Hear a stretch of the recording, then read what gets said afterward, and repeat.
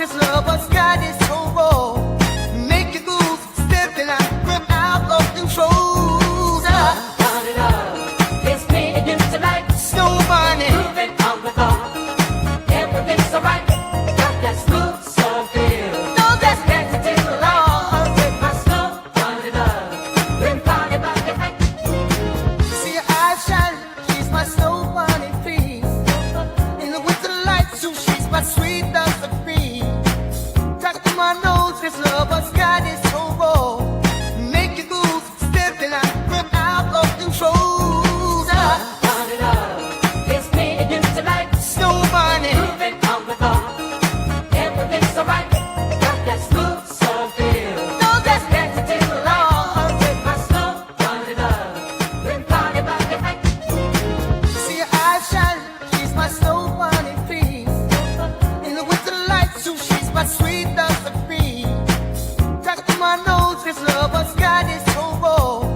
Make you lose, stepping out, rip out of control. Turn it up. It's me and you tonight. Snow bunny. Moving on the clock.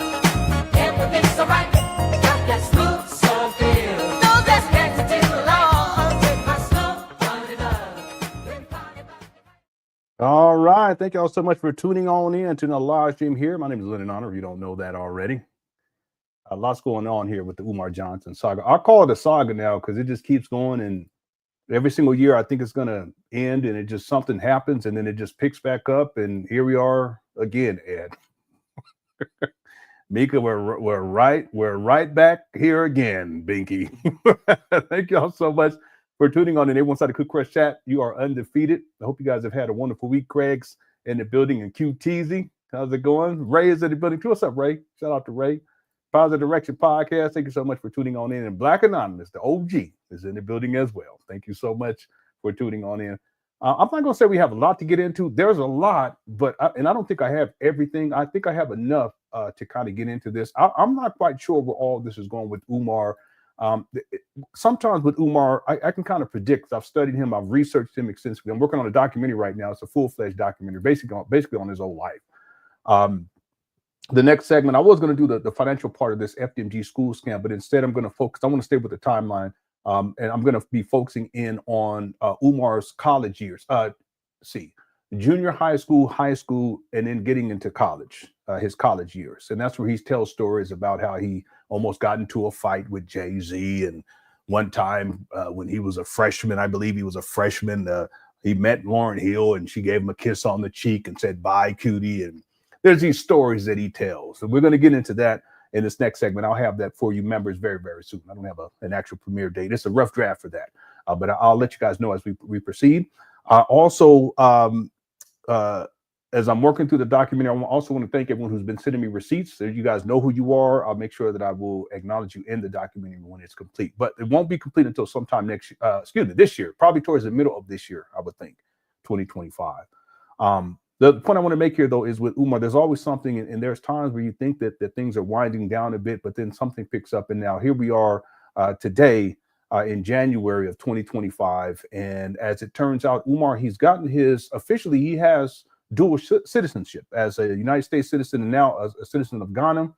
And it's interesting because many people have speculated that ultimately Umar Johnson is going to make a move to Africa. Now, one of the people who's been talking about that more recently is KKC. I've thrown that out there, and other people have talked about this years ago too, but I didn't think that it's going to be. I just don't think that it's plausible. Now, based on KKC's research and what he's been talking about more recently, and then this happening, it actually seems more plausible now. So shout out to KKC on that. There's been times where I've studied things about Umar and predicting things, and it just didn't happen. I never predicted that he was going to move to Africa. I always proposed it as a possibility. But based on KKC's research and what has happened more recently, it looks like it's going to happen. Okay, we'll have to wait and see, because you never know with Umar. He's a great deceiver. In my opinion, he's the great deceiver of our time. If you want to call it in the black space or the black conscious space. Not that I'm in the black conscious space, but understand that he's the great deceiver of our time. No one has manipulated more people than Umar Johnson has. Black people. No one has, there's people who've gotten more money out of black people than, Jay Morrison as an example. There's plenty of people who've gotten more money than Umar. Umar has got $2.7 million. He will never admit that, but that is the truth. Somewhere in around there, okay? The last time Umar gave an update on how much money he raised was back in 2020, and he said $850,000. But I have him on record at the end of 2016 saying that he was already at $1 million. So the numbers don't add up, and that's because that's where the scam is. The scam's not the school. The school is just, it's like a carrot that he dangles in front of black people. Like you put a carrot in front of a donkey, and the donkey keep following the carrot, and in this case, the donkey will keep sending money because that's his way of trying to think he's getting closer to this goal of getting the carrot. But ultimately, the person holding the carrot is not interested in giving the carrot to the people. That makes sense, or to the donkey. Okay, hope you guys don't get offended. I'm just using this as an analogy. Ultimately, what the person who's holding the carrot, in this case, it's an analogy here, symbolically speaking, it's Umar Johnson. He wants to just keep pulling people along on this long con, and for them to keep giving him money indefinitely. And that's what's happened now.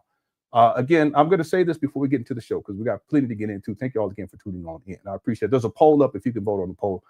Just for timeline sake, and I know I've said this many times, but I'm really big on timeline, and I've studied and researched Umar extensively. Umar conceptualized FDMG in 2005. In 2010, Umar stated that the school was going to open September 11, 2013. 2014, Umar starts raising money for the St. Paul's school scam. Okay, mind you, he was collecting money for other FDMG related projects prior to 2014, but he's not going to tell people that. See? 2014, he starts raising money for the St. Paul's College.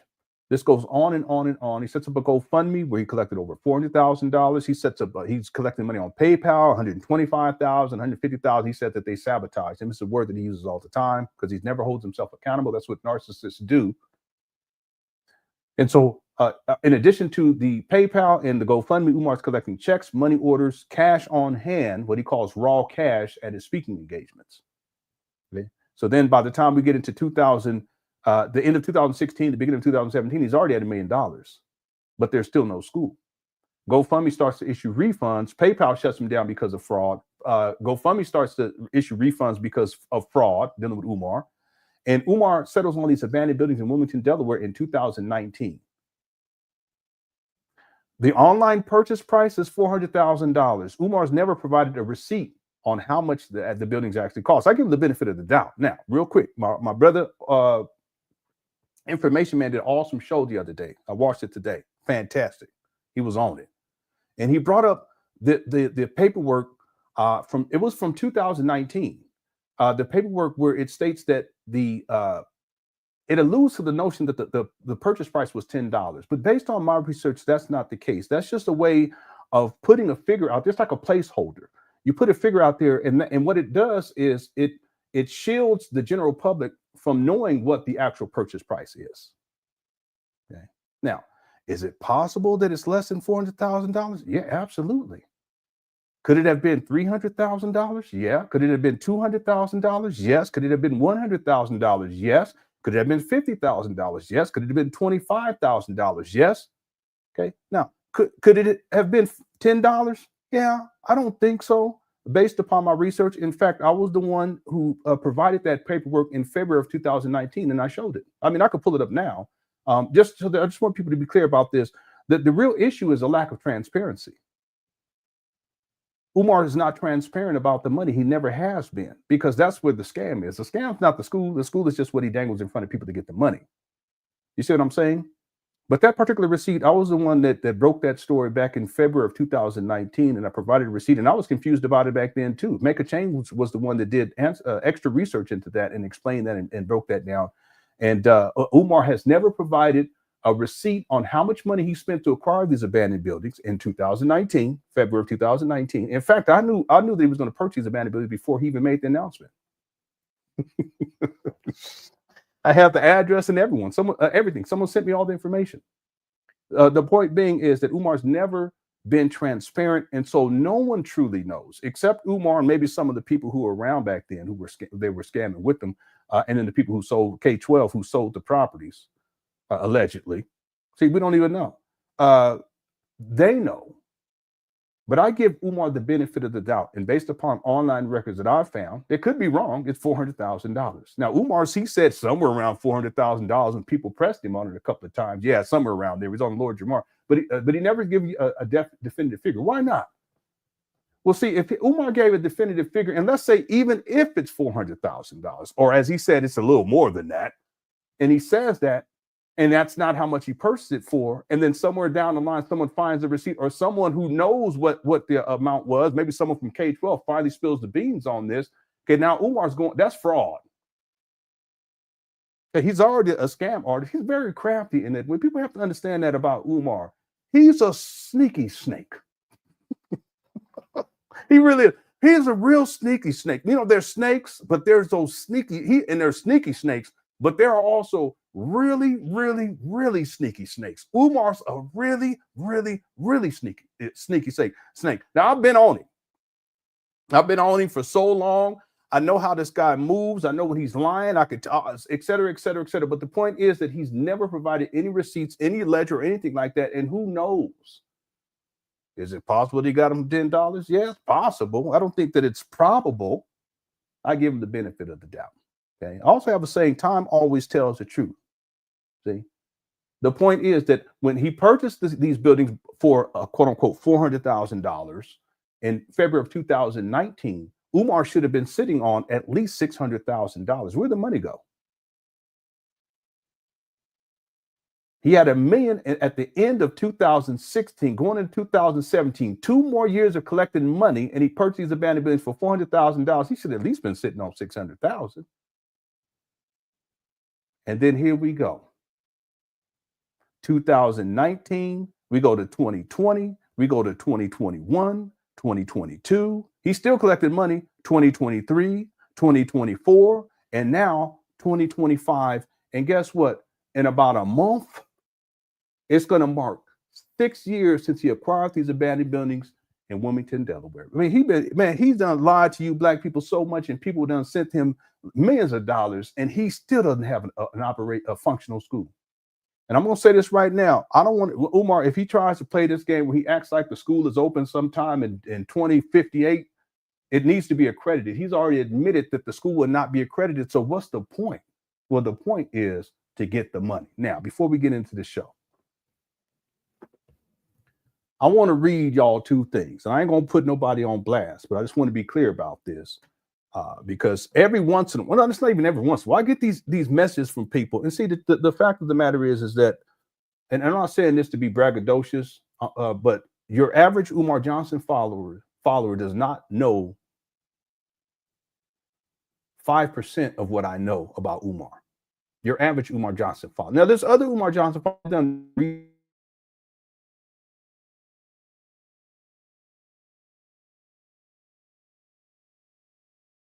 Hold on. Oh, they don't know shit about Umar, relatively speaking. Most of you here inside of the Cookie Crush chat know more about Umar than your average Umar Johnson follower. Okay. Now, I'm not saying this to be arrogant. I'm saying this as a statement of fact based upon the research that I've conducted for many, many years. Okay. That being said, I still get messages from Umar Johnson followers who either are in denial or they haven't done enough research. And that's what I try to provide for people. Now, there are times when my research isn't right because research is ongoing. There was a time when I told people that Umar, he was scamming for, let's say in 2025, I would say, yeah, he's been scamming on this school scam since 2014. That was with the St. Paul's College. That's when I first really heard about Umar. Someone on Facebook sent me a message about him. I did 2 videos about him back in 2014. Did not do any other videos until 2018. Yeah, towards the end of 2018. But the videos that I did in 2014, it was talking about narcissism because I could pick it up with Umar. I can tell he's narcissistic personality traits. But the point being is that I used to think that it was in 2014 that Umar started this school scam. Okay, that based on the research, well, that would mean that now we're getting into, it's over 14 years here in 2025. But then later on, as I continued to get deeper into Umar and really start doing research, I found that in 2010, I found that post in 2010. I can pull it up. I've showed it so many times. In 2010, he said that the school was going to, he said promises to begin laying the groundwork for the Frederick Douglass Marcus Garvey Pan-African School for Black Boys. Yes, it will be a private school or something to that effect. And your child will, and you will pay. So I said, damn, he ain't got no money. He ain't got no job by that time. Well, actually, no, that's not true. Based on Umar, he was still, anyway, but that's a whole nother thing. Okay, so, but see, then he says, grand opening September 11th, 2013. So I figured that this school scam was going on starting in 2010 at that point. Okay, I thought it was 2014, but then I said, no, the research shows 2010. Well, the research that I've been conducting for this documentary shows that the scam started in 2005, which makes this year 20 years of Umar scamming on FDMG.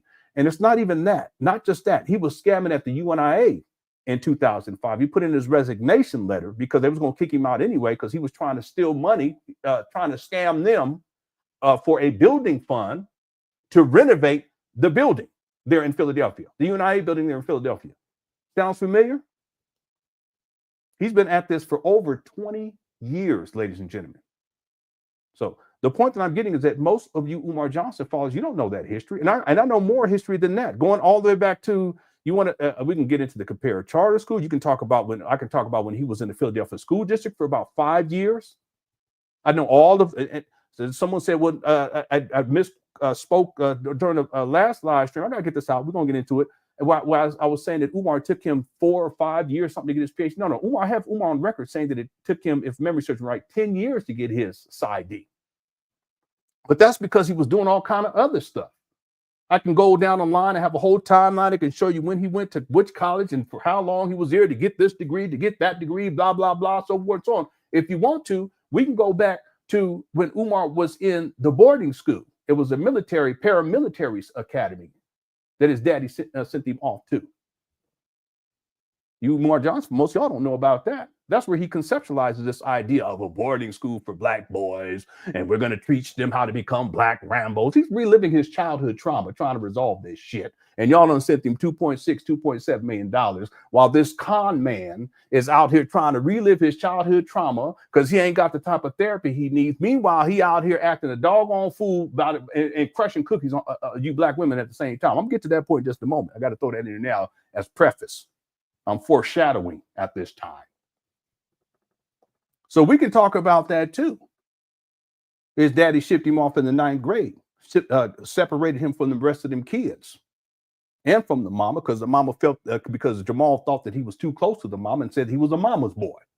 And his mama treated him special on one hand, but then his daddy was a brute, overbearing,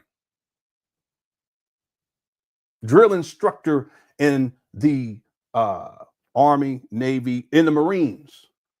If you guys want to go even further back than that, most of you Umar Johnson followers don't know this, we can get into Umar's childhood. We can go back to when his daddy was in the military, but Umar was 1 or 2 years old, 2 years old when his daddy started. If you want to. We can get it to Jamal Johnson, Umar Johnson's daddy, who's a liar too, just like Umar. And I said it, he's a liar. We can go back to when he told Umar to lie that they were related to Frederick Douglass. There's no genetic connection, no DNA connection between Umar Johnson's ass and his daddy Jamal's lying ass and the Frederick Douglass, the Bailey family line. There's none. But he still lies about that to this day. He took a DNA test and everything. We can get into that. We can get to Jamal Johnson's early life. We can get into Umar's mama's, but I'm not going to do that because that's beyond the scope out of respect. Jamal Johnson, though, he's within the scope. Anyway, the point that I'm making is that when people ask me questions about Umar, like the one I'm going to propose to you all, or what I'm going to share with y'all, and then I'm going to share something else with y'all from someone else, and just to show the contrast and why it's important, in my opinion, for me to continue to expose Umar and share receipts with you all. Okay. Let me share this right here.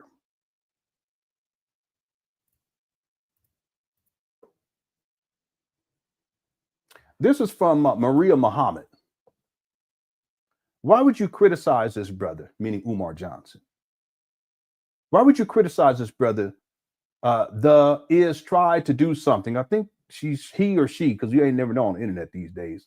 Why would you criticize this brother maybe when he's trying to do something positive? Maybe, come on, y'all, at least do a spell check. I'm sorry, Maria. I'm sorry. I apologize. I don't mean to be like that. I shouldn't do that because you're a woman, allegedly. Allegedly, Maria Muhammad.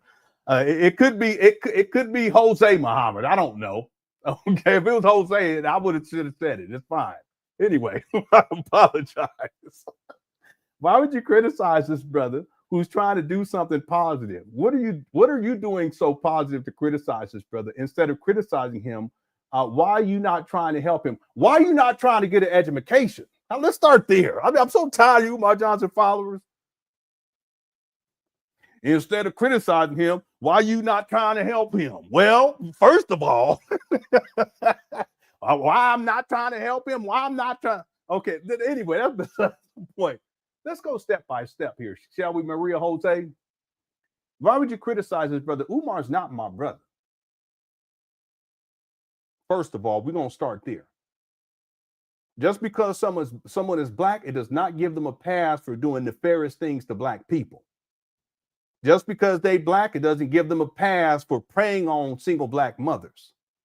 Just because they black doesn't give them some sort of I don't know what that shit is. What, a ghetto pass? I don't know. Some sort of a pass. There's got to be some sort of a black pass. I don't know.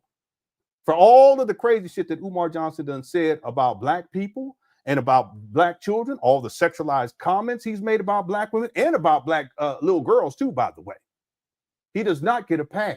So he's not my brother. I don't care. It doesn't matter. It doesn't matter if someone is black or white, Michael Jackson. If you're doing wrong, you're doing wrong. Point blank, period. I've been wanting to say that I ain't never said it on live. I've been wanting to say that for such a long time. I'm gonna say it twice. Point blank, period. Okay, so let's start there. Umar's not my brother because when I think of someone who's my brother, I think of a person, in this case, a black man who has integrity, who's not out here sexually exploiting black women and crushing cookies, who's not out here scamming and scheming, who's not living inside of his mother's closet. That's not my brother. No, I don't think so. At the age of 50, no. Who doesn't have his own vehicle, doesn't have his own office, who's giving horrible advice to parents about their kids, who's a deadbeat, don't take care of his own kids, been on child support for over 20 years, is lazy, is shiftless, and be live streaming when he don't have a hotel, motel, be live streaming inside his mama closet. He gonna end back up over there. Y'all give him some time when he come back from Africa. You watch.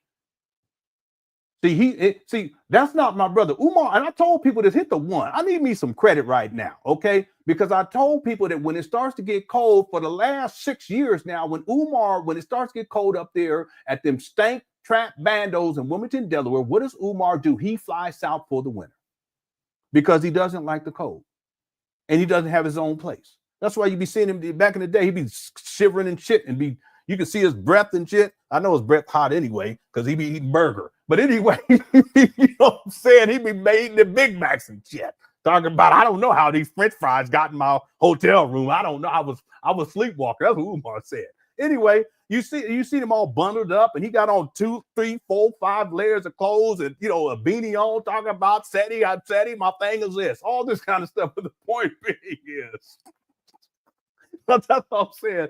Ain't nothing like, Kid Crush Chat, ain't nothing like this Umar Johnson saga, okay? Because it goes on and on and on. The point is that I told people what Umar does is he abandons the abandoned buildings when it starts to get cold. He tried to get it fixed up in that gym, and he put some little wall heaters in and try to put some carpet down because his plan was to actually live in there. But once the winter hit, it's too cold. So what does he do? Every single winter, really, it's the end of fall going into it. It get cold up there in Wilmington, Delaware. What does Umar do? He abandons his abandoned buildings and he flies south for the winter. He starts begging for people to, if you can get me down, because he'd be down in Florida, he'd be down in Atlanta. Where is he at right now? Africa. And it's warm over there right now. Told y'all, hit the one.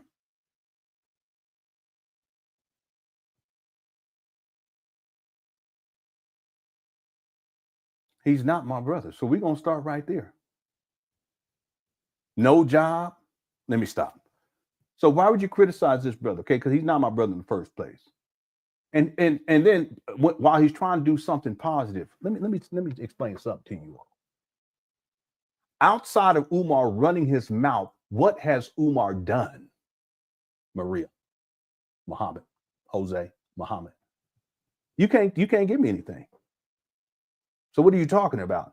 What has Umar done that's tangible and real, that is so-called positive? If you listen to Umar, most of what he says about black people is negative. If you listen to Umar, most of the people he targets the most overwhelmingly is black people, black celebrities in particular, successful black men, even more particularly, if you will. I meant to say general and then particular, I screwed it up. These are statements of fact. He will criticize black women too, successful black women. He will even criticize children who are underage. LeBron James's son. What's he's done it to so many other people. Deion Sanders' son. So what are you talking about? Most of what Umar Johnson says is disparaging towards black people. So what positive is that? Outside of NHC, you say, oh, well, he has a positive message. No, if you listen carefully, he's very negative. He's a negative. He's like his baseline is negative. That's why you never see Umar laughing. I mean, when he does, it'll be on some freak off shit when he be giggling and shit. When he be recording women flight attendants, their body parts on planes, that's when you see him giggling and shit. Umar's not a jolly fellow. He's a scamming ass, stank ass loser who all he do is criticize black people and talk shit. He's a professional shit talker. So I want you Umar Johnson followers to tell me what has Umar Johnson done that's positive, and don't say nothing about throwing 2 block parties. Don't say nothing about well he talks good. I don't want to hear it. Because overwhelmingly, when Umar opens up his mouth, he's disrespecting and disparaging black people. And I'll have this archived inside the document. Last thing here. What are you doing so positive to criticize his brother? What I'm doing that's positive has nothing to do with my criticisms of Umar. I know one damn thing. I'm not out here running through these black women in the United States of America and these African women over there in Africa. I know I'm not doing that. I know I haven't abandoned my children. I know that. I know that I'm married to a black woman. I know that. I know that I've never cheated on my wife. I know I got a job. I have my own vehicle. I know that I don't get on here disparaging every other black person and they're so much more successful than I am. There's nothing wrong with having criticism, as long as it's legitimate. But what I do positive in my life has nothing to do with the negativity that Umar Johnson does or my criticism of Umar. However, it can be stated, to flip this all around, that my criticism of Umar and my criticisms of Umar has had a positive effect in black people's lives. Hit the 1. I'll dare say that it's had a positive effect in Umar's lazy ass life, because a lot of what he does is in direct relationship to me calling him out on shit, and the Cookie Crush chat calling him out on shit, and other people like KKC and Make a Change and Information Man who called him out on shit. And that's why he has to, it's like a chess game. Then he got to do something. And then you Umar Johnson followers, including you, Maria Muhammad, Jose Muhammad, you'd be like, yeah. But see, he wouldn't even have done that shit if it wasn't for what we do over here. So even by proxy, I'm helping you out, Maria and Jose Muhammad. I'm helping you out. Cook Crochet is helping you out. That's something positive, because at least you feel good when Umar do some trick shit to make you think that the illusion of progress, that he's actually doing something. So you need to thank me. And thank the okay. And then last thing, instead of criticizing him, why are you not trying to help him? Well, why are you not learn how to spell and how to write. And I get it. You know, black people, we can talk that talk, but don't get on my thing and come on now. The point I want to make is that Umar doesn't want help. What he wants is money. He does not want help. What he wants is punani. Cooch. That's what he wants. He wants a place to stay where they give him food and give him a room and board and he can crush some cookies. That's what it comes down to. So what am I going to help this guy for? He doesn't want help. What he wants is money. And the sooner you get that in your mind, Maria Jose Muhammad, the better. Now, having said that, I want to transition real quick, then we're going to get into the show. Now, I'll get to the super chats, and we're going to get into the show. I want to share something that someone else posted. This was either today or yesterday. I'm not going to put his name out there. Okay. He says, I can't lie. And I'm assuming that it's a male because of the name, but you never know these days, right? And I'm saying that because it's the internet. It could be a Chinese woman over in Africa. So I don't know. Whatever. Anyway, he says, I can't lie. I used to support Umar as well as have donated hundreds of dollars over the years to this school project. A few years ago, I used to really be going at you heavy for your constant criticism of Umar. However, as time went on, every single thing you said about Umar has been proven to be true. Umar has proven to be a narcissistic fraud, and it's apparent that all the money I myself, along with his other supporters, have donated has been used for nothing more than his personal gain / benefit. Amen. So you see, that's positive. That's one of the positive outcomes of my continued criticism of Umar. And I've had plenty of other people who sent me messages like that. This is just one that was from today or yesterday. And there are people in the chat room right now. There are people who are going to watch this video a little bit later on, and they used to be supporters of Umar, but they just come to the truth. I've never lied on this guy. I never have. Again, my research has been error at times, but it had to do with me not going back far enough. See? But I've never lied on this guy. I've never had malicious intent. Okay. Now he did piss me off. I have to admit, when he doxed my personal information and he was telling his goony goons or his so-called thugs to come and confront me at my house. He did do that. That pissed me off because that right there was a punk move. I said, okay, well, I was gonna be done with you, but you gonna do that? Okay, here we go. And here we are, all these years later. Okay? But I don't have animosity towards the guy these days. Back then, it pissed me off because it puts my family in jeopardy, put my wife and my kids in jeopardy by doing some shit like that. But you know what? That's one of the things that Umar Johnson does. It's like a cult. He wants his followers to do his dirty work. He doxed his baby mama too. He didn't want them to do the same thing. So told them to go up to her place of business. Tell you Umar Johnson followers to go up to her place of business and confront her. He did it to other people too. But you know what? He also did it to his own father. He did it to Jamal Johnson. Now the video where Jamal Johnson does it video and he's talking about how, yeah, well, you know, people been doing this. They've been calling me a coon and all this stuff. And you want to confront me and all this kind of stuff. And he tried to get a little gangster with it. Just what Umar Johnson does. You see? Well, I don't have any animosity. There's no need to lie about the guy because he lies all the time. You just point it out. I can pull up a receipt here, and you can see for yourself that he's a liar. It's not necessary. He's lied on me. He said I was gay, you know, all this other stuff. His fathers that done the most, though. This for the Umar Johnson co-fathers. They're the ones that done the most. They said all kind of stuff, said all kind of crazy stuff. But just because they did that doesn't mean that I should do it to them or that I should do it to Umar. Okay, that's called integrity. So at the end of the day, I just want to be clear about this, that there are positive effects that have taken place because of my criticism of Umar. And I would think that this will continue when the documentary drops. For those who actually watch the whole thing, there's no way, unless you're like truly mind controlled, brainwashed to the extreme Umar Johnson cult follower, and there are some of those people out there, you will have to, and assuming that you're a rational thinking person, you're going to draw the conclusion that Umar Johnson is nothing more than a fraud and that this school project is nothing more than a scam. Okay. How is it, last point before we get to the super chats, then we'll get to the live stream, the videos we're going to get to today.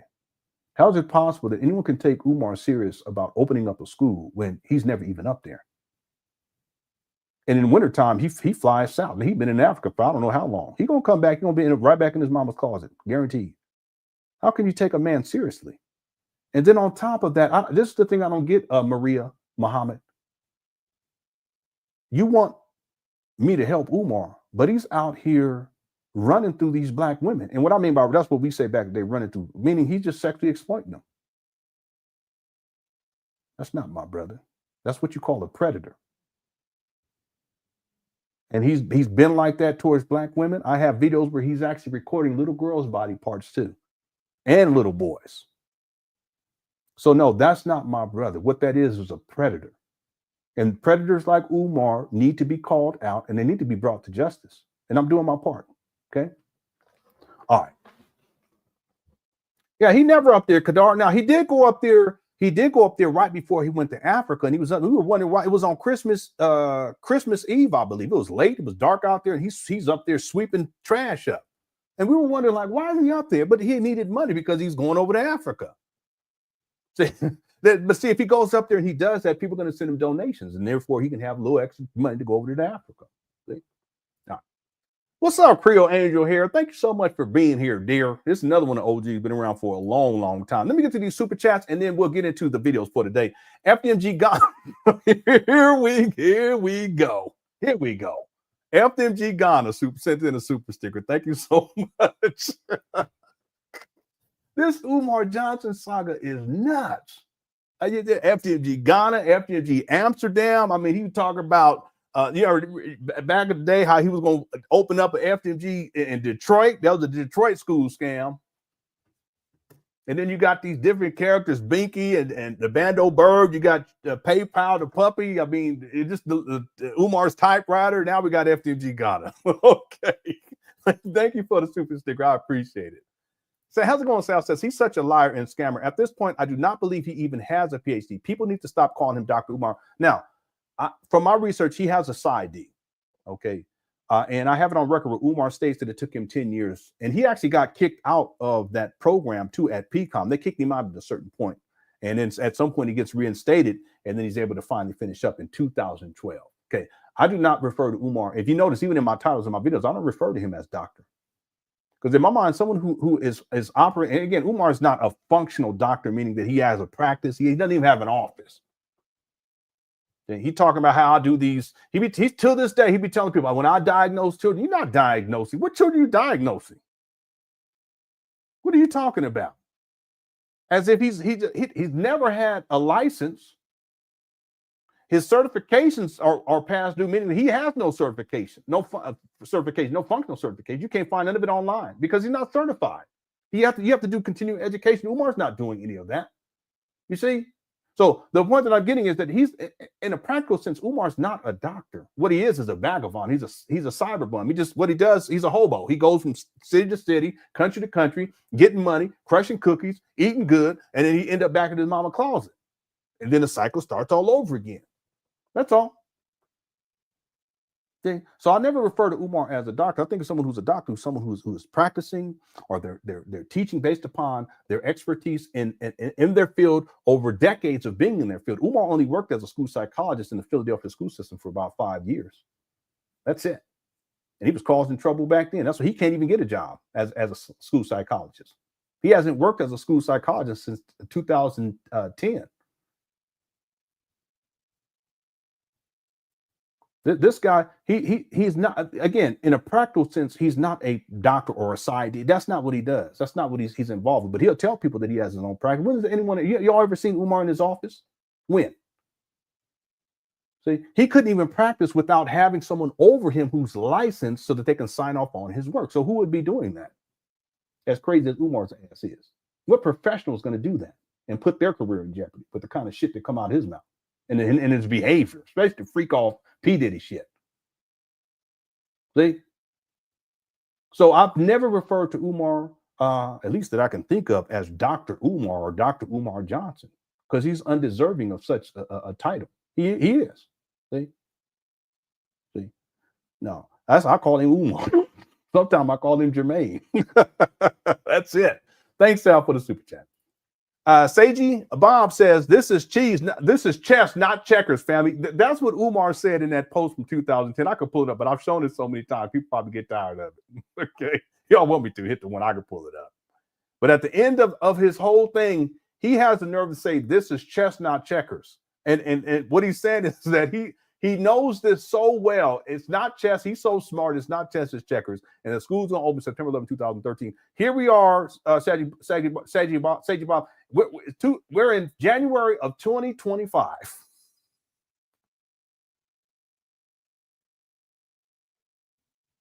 It's nuts.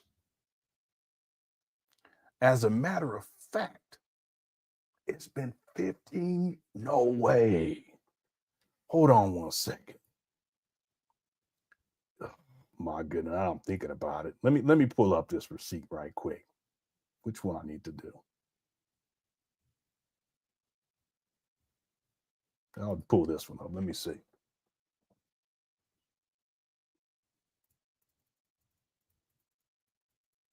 Here it is right here.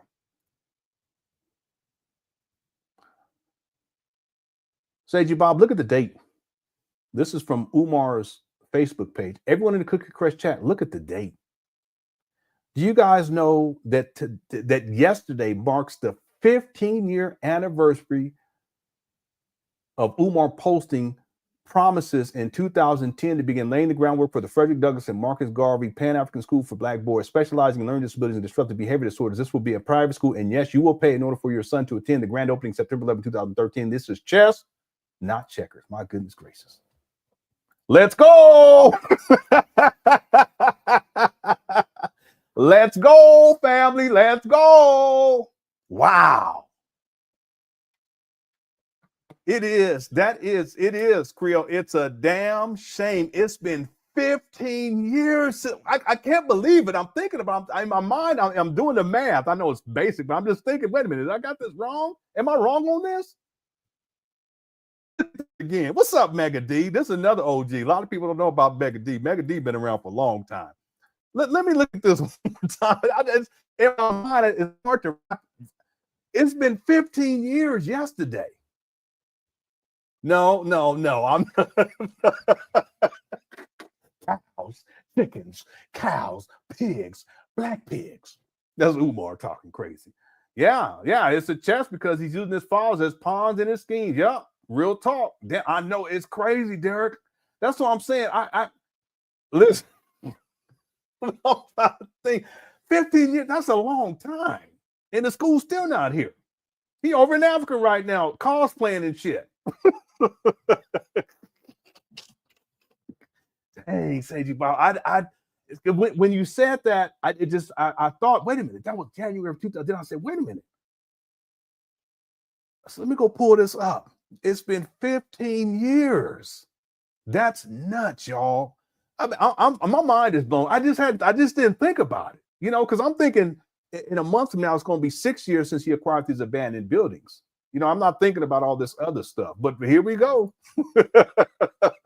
This is crazy. Okay, so thanks, Seiji Bob, for the super chat. I appreciate it. And Sal, thank you so much as well. FDMG Ghana. I always got to thank people. Yeah, this is chess, not checkers, and there you have it. 15 years. It's long. This is the longest game of chess I've ever done seen, fam. Mm-hmm. Lewis Luck says, I think some of those supporters are Umar burner accounts. He's insane enough to do that. Yeah, I agree. I mean, some of them are the cult followers, because you have different tiers, Lewis Luck, to this Umar Johnson, the follower, his fan base. You have people who are casual supporters of Umar. There are people who don't send him money, but they like his message, or at least some of his messages. People that they don't like him, but they follow him because it's a train wreck. Many of y'all, that's what you. Then there's people who they send him money and they support his message. There's people who don't send him money, but they support his message.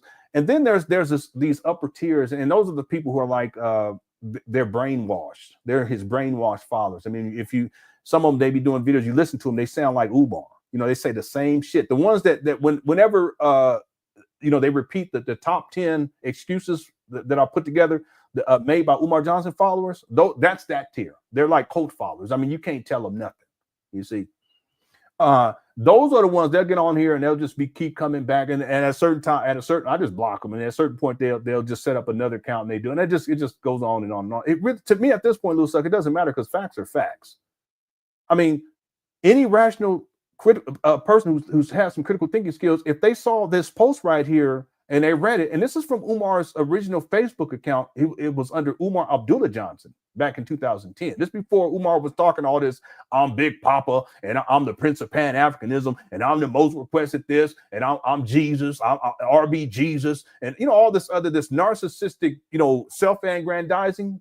Umar, I mean, he already had problems with it, but his ego has been so inflated that it's gotten so far out of control. But back then, there were people who follow Umar, and these days they're like his devout followers because they've been brainwashed for 15 years. But if the people who aren't brainwashed like that and are rational thinking people who have critical thinking skills, and they see this post right here, and they realize that yesterday was the 15-year anniversary of Umar making this post and saying that the school was going to open September 11, 2013, that would be more than enough for a rational thinking person to walk away from Umar. Walk away from supporting Umar, like this brother did. And said, I can't lie, I used to support Umar as well. I've donated hundreds of dollars over the years to the school project. A few years ago, I used to really be going at you. There's plenty of people who have. I used to be going at you heavy for your constant criticism of Umar. However, as time went on, everything you said about Umar has been proven to be true. Umar has proven to be a narcissistic fraud, and it's apparent that all the money I myself, along with his other supporters, have donated has been used for nothing more than his personal gain / benefit. See, a rational thinking person, they're going to come to that conclusion at some point. But the cult followers, that have and some of this is Umar. I know he be watching video, but some of this is his cult followers. I mean, there's plenty of them. A lot of them ain't around anymore though, too. They're not online doing what they were doing back in the day, like Tiff DeGriff. Louis, you remember Tiff DeGriff? She ain't around doing what she was doing back in the past. But she was one of his diehards. She was online doing all kind of crazy stuff, including getting on there in lingerie one time. I have the video. I ain't gonna never show it. I said, what kind of these Umar Johnson followers? And I got to make a point later on, and I'm not going to be here to disrespect you black women because I have respect for y'all. So I'm going to draw a line of demarcation when I make these statements later on that I'm not talking about you. But you'll be amazed at the type of people, these Umar Johnson cult followers, and the type of women that are drawn to Umar, and then they defend him vehemently. You'll be amazed at the quality of these types of women. Again, I'm not talking about all you black women. I'm talking about some specific ones. We're going to get into that a little bit later on in this live stream. Thanks, Louis Suck, for the super chat. Louis Suck also says, well, he threw a block party. That was positive, and he discovered Michael Jackson. That was positive. Yeah, him discovering Michael Jackson, Miguel Jackson, that was definitely a positive. Now, again, whenever Umar does something, I give him credit. Louis Suck, you know this. Even when he threw the block parties, even though it was like years after he was supposed to, and he didn't organize, he had black women organize, and they came all out. One of the sister Nera came over from Africa to help out, but black women are the ones that step up to help Umar in his times of need in these ways, and they'll put together a block party for him because he can't do shit himself. He's lazy.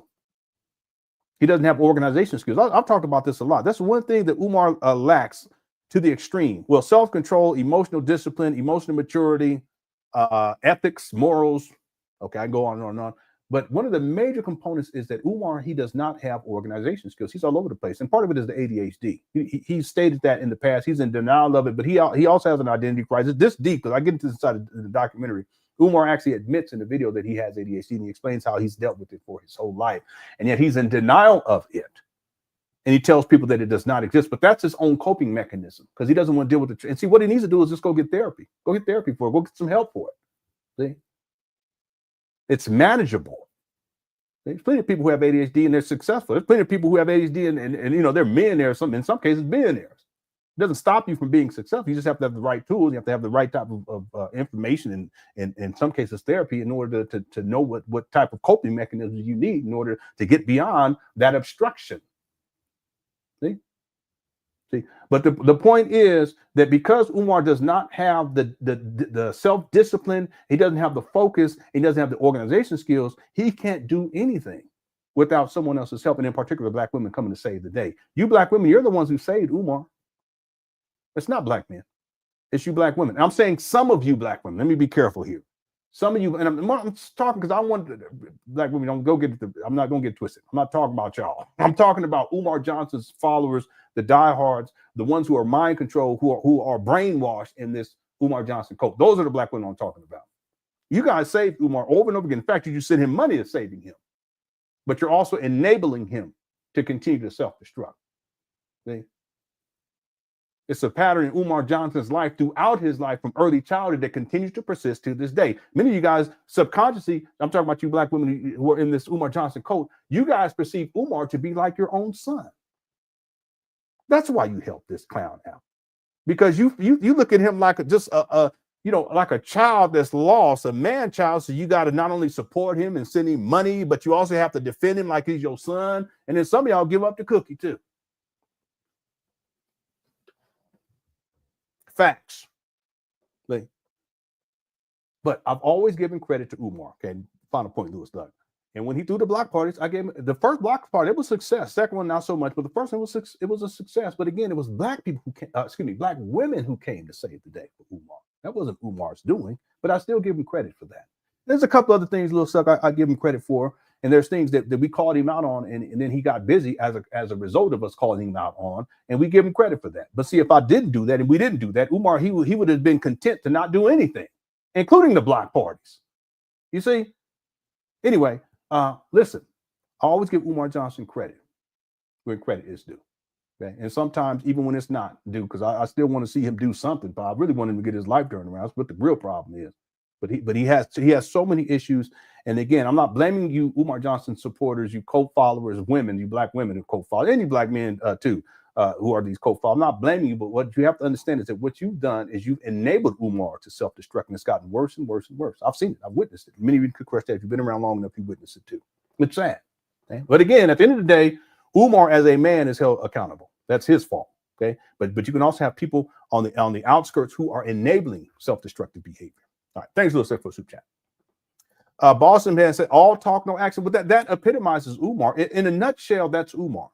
All talk, no action. See, that's what I was saying earlier. If someone asks Umar, your average Umar Johnson follower, what has Umar Johnson done that's actionable besides talking? If you want to, that's not. I mean, I guess, but outside of him running his mouth, what has he done? What has he accomplished? Well, he has 6 degrees. Yeah, but what has he done? No, he has 6 degrees. But what has he done?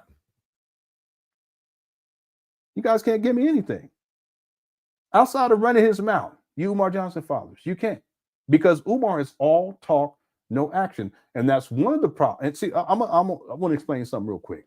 That's one of the reasons why people like Jay Morrison was able to do what he did. He talked a good game, but at the end of the day, he didn't deliver on anything. What did he trick off about $12 million of black people's money? Think about that for a moment.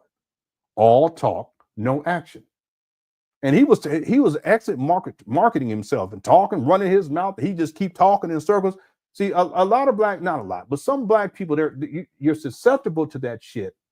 And people like Umar Johnson and Jay Morrison and Polite, they know that. They know that. Don't think that they don't know that, because they've been living that way and manipulating people that way. In Umar, well, for sure in Umar's life, for Umar most of his life. Jay Morrison too at this point, because he's got to be getting closer to what? He got to be getting closer to 50, I would think. I don't know. I don't even know how old he is. Anyway, all talk, no action. But the talking is what they use to manipulate people. Polite, the same thing. He in jail now. Nature Boy, another example. And there are some black people who are susceptible to that. See? But if you have critical thinking skills and you listen to what people are saying and how they're saying what they're saying, you realize very quickly that they're just slick talking. That's what we used to call it. They're talking in circles to confuse you, to make you think that they're somehow intellectually gifted or that they somehow know things that are relevant and pertinent to your lives, when in point of fact, they don't even have their own lives together. Jay Morrison included. All the swaggy bling bling and shit, that's all marketing. That's a facade. This broke rum didn't have nothing going on for him inside his life. Same thing with a Nature Boy. Same thing with Polite. Polite was renting, living out of hotels and motels and renting cars, and people like, yeah, he's really balling. That's the talk. All talk, no action. Well, same thing with Umar. Umar doesn't have his own place. He doesn't have his own vehicle. He doesn't have his own office. But he's all talk, no action, and that epitomizes Umar. But not just Umar, boss man. It epitomizes a lot of these con artists. Some people call them grifters. I'd like to use the term con artists, you know, these confidence men. They're all talk, no action. At the end of the day, boss man, if I ask your average Umar Johnson follower, can you give me 5 things that Umar Johnson has done outside of running his mouth that is indicative of an action that is benefiting Black people? They can't give me 5 things. They couldn't give me 4, 3, 2, or 1. They can try. Thanks, boss man, for the super chat. Okay, let me get these other super chats, then we'll get into the videos for today. We're already an hour in. I'll be back tomorrow, though. I'm planning on being back tomorrow. Okay, I may even live stream. I'm off tomorrow. I may even live stream a little bit during the day. I'm not quite sure. I know I got to get, because there's some stuff I can't show you tonight. I think we're going to have to do that for members only. Okay, because there's some stuff. It's just way, because I've been doing a little research today. And this Umar Johnson shit, it's so far out of control. But it also proves what I've been saying, that Umar is a sexual deviant. Again, like I said in the beginning, I've never lied about Umar. Never have. It's not necessary. I've done enough research into the guy to know this to be a fact that he's a sexual deviant. And the type of Black women that he prefers and the quality of Black women that he prefers, they are of low quality. They are of low character too. Okay, and I'm not talking about all you Black women. I'm just talking about a very specific group. These are the ones that be dealing with Umar and are willing to get up. We'll get into that for members, because some of the stuff I've done research and I can't even play it on. I shouldn't be playing it anyway. Kind of P. Diddy. Anyway, all he wants is crack. Okay, all right. That's too far. Okay. We're going to leave that one right there, Lewis. Like, thanks for doing that. Lemonade Stan says he really is leaving to go to Africa. It's possible. And again, I've suggested in the past, but not as something that I felt was going to happen, just as a possibility. But KKC has been digging into this particular topic a lot more extensively. And based upon what he's talked about in the receipts that he's shown, it's more probable. In other words, it looks like KKC was right. See, I can't say that I was right or wrong for that matter, because I've never stated it as if this is what he was going to do.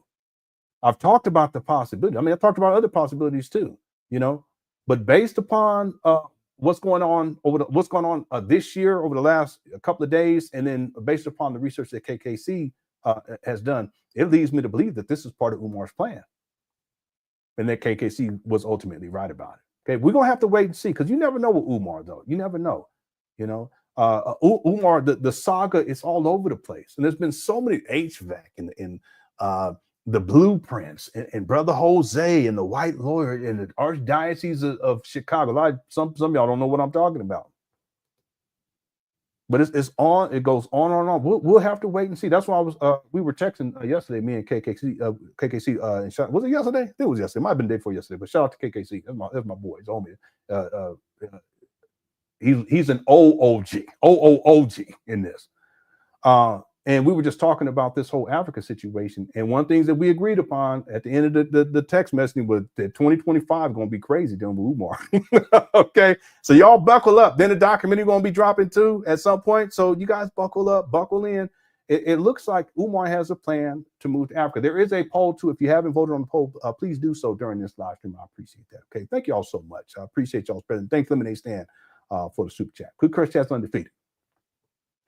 Okay, TB says, in regards to Philly docs, I would trust Dr. J to diagnose a child before Dr. Umar. Yeah, see, that's the thing, TB. Umar is a doctor in title, but not in practical functionality, if that makes sense. In other words, there's nothing that he's doing in the field of psychology as a doctor. He was never certified. Excuse me, he was never licensed. If I screwed that up earlier, I apologize. There's tiers of this. Certification, you can get a certification, but that doesn't mean that you can work wherever you want to and have clients whenever you want to and that kind of things. You have to have a license to do that. Umar never had a license. And guess what? These days, he doesn't have any certifications either, because he hadn't done the continuing education. See, that's a good question, I think, TB, that people who have Umar Johnson on, they should ask Umar. Are your certifications current? And where can I find information on that to verify that?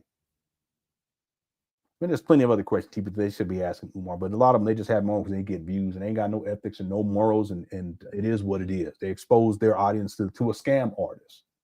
That's another reason why Umar has been able to get away with this shit and have new marks, new victims to victimize. It's because a lot of these platforms, Breakfast Club, I don't even know, Joe Budden and all, they have massive audience. Some of them know about Umar, but some of them never even heard about Umar. They may have heard a little bit about Umar. They haven't looked into him, but because they see him on there, now they're getting pulled into the school scam. See, in some cases, the women are getting pulled into being sexually exploited, but they don't give a shit. Well, anyway, that's why again, I'm not saying this from an egotistical standpoint, but that's why I think that there's value in what I do when I criticize Umar, because it will at least keep one woman safe. I would like to think, and based upon messages that I've received and emails that I've received, that it has helped some of these Black women out here to be protected from Umar. Okay? But the point is that Umar has no functionality as a doctor whatsoever of psychology, as he says. And you're right. Dr. J is no more of a school psychologist than Umar is, because Umar's not a school psychologist. Shout out to Dr. J, too, one of the all-time greats. A lot of people don't realize the TV about Dr. J. Dr. J, because there's this thing, the passing of the torch. And a lot of people don't realize that Dr. J was one of the torch bearers. Okay. And then you go from Dr. J, you go to Magic and Kareem. Excuse me, Magic and Bird. And then from Magic and Bird, you go to Michael Jordan. And I'll argue that for Michael Jordan, you go to Shaq for a period of time, but then you go to Kobe for an extended period of time. And then from Kobe, rest in peace, you go to LeBron James. And I don't know what the league gonna do after that. Probably Victor Wembanyama. Yeah, they're gonna have to put someone up there because their ratings are down. Anyway, now I'm gonna go off. Shout out to Dr. J and shout out to DB. Thank you so much for the super chat. FDMG Snow Bunny sent in a super secret. Thank you so much. That's another one of the characters, a newer character in this Umar Johnson saga. And you know what? Why not? Let's go. See your eyes shine, she's my snow bunny feet. In the winter light, so Yeah, he she's my sure sweet was. dust of free. Talking to my nose, this love has got it so raw. Make it move, stepping out, grip out see the of snow control. Yeah. It's me and you tonight. Snow bunny. Moving on the floor. There we go.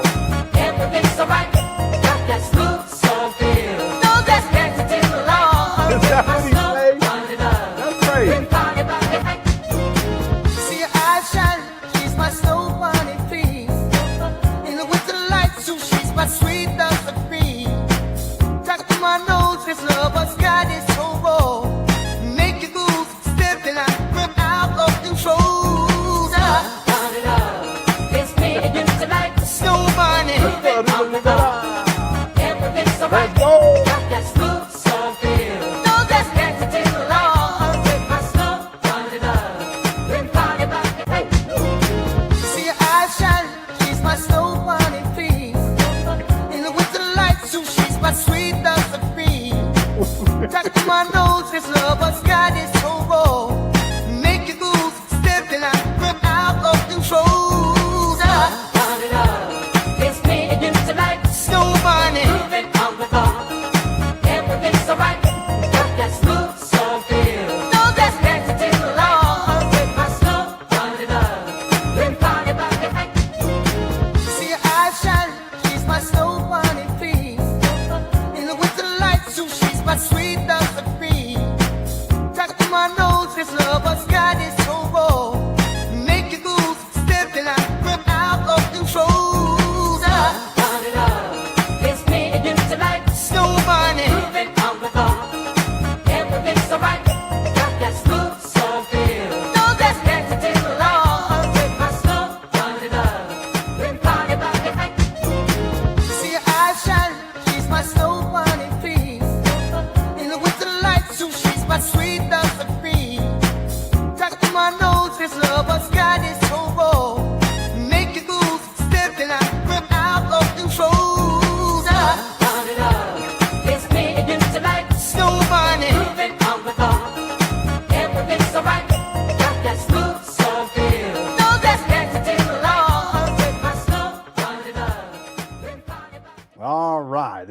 it. Yeah, we needed that.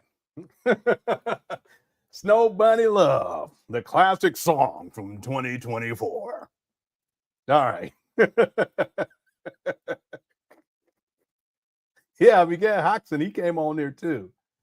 Yeah, wait, it's a jam. I like the jam, man. I ain't gonna lie about it. It's a jam. Okay. Someone said it's their first time here. Welcome, dear. Okay. There's a long history, a whole backstory to all this stuff. It's been going on for such a long time. Okay. This Umar Johnson saga is a trip. But like I said, I was texting KKC, I was saying 2025 is gonna be crazy with Umar. I can already tell that how he's behaving already. Okay. I think it was Stosh too, by the way. Shout out to Stosh said that. What about Iverson? Yeah, it could be argued. It could be argued that he's part of that, the passing of choice. It's just that the NBA didn't embrace Iverson like that, at least at that time. He was considered to be somewhat of a rubber rouser, but in point of fact, he's a legend in my opinion, and not just because of his game, but because of what he stood for while he was in the league. Okay, back then. Well, anyway. Okay. Let's get into the videos for today. There is a poll as well. If you guys can vote on that, I would appreciate that during this live stream. I want to start though with a video from the archive, because really what we're trying to determine at this point in this Umar Johnson saga is whether or not Umar's plan is to move to Africa. Now, there's different ways that he can do this. It doesn't necessarily, because he has dual citizenship. He can still be living in his mama's closet and doing speaking engagements and showing up at FDMG to trap vandals every once in a while. He can still do that, you know. But is it possible that Umar is going to set up a place of operation over in Africa? Or maybe he's already done that. See, there's no telling. He may have already this set up way in advance.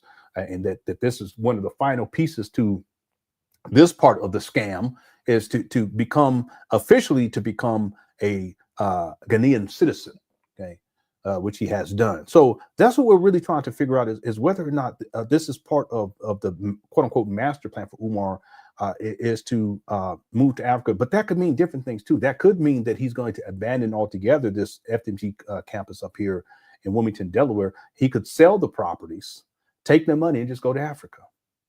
And with the conversion rate, he can live good in Africa for the rest of his life, in point of fact. Okay, would he do that? I mean, could Chris, that would be quite bold, though, would it not? If Umar sells these properties, well, you know, he can finesse. He could say, well, you know what, we're going to do it in Africa. And yeah, there's going to be black people who are going to be disappointed. But the truth is that the people who've sent Umar money over the last decade, they're already disappointed. And it's really not going to make a difference to them because a lot of them, their kids are grown now anyway. So it's possible that what Umar will do is just simply sell these properties. They're doing gentrification in that area anyway, take the proceeds and just move to Africa. And that's it. He can still come back over to the United States because he has dual citizenship when he has a speaking engagement here or there, but he can live real good up over there. See, but there's other considerations too. Umar's enmeshment issues with his mother, his attachment to his mother. Well, what happens with the mom? Because he's supposed to be the primary caretaker. How is Umar Johnson? He's such a scammer. How is he the primary caretaker of his mama? And he's been over in Africa for what, about 2 weeks now?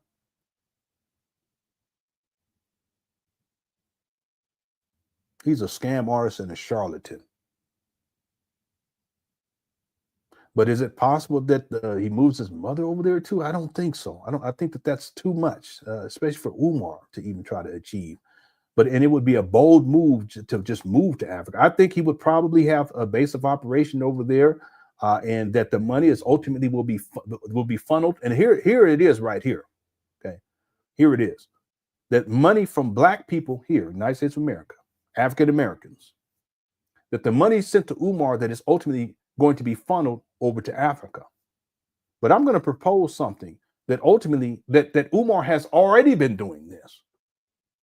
And that ultimately the reason why he is accepted in Ghana in the manner in which he is at this point is because they see that he's able to generate the resources from black people here in the United States of America, and that the conversion rate over there in Africa, in Ghana, is such that he got money coming in. And so they see him as a financial resource. No, not just recently. In my opinion, this shit's been going on for years now. But you don't think about this.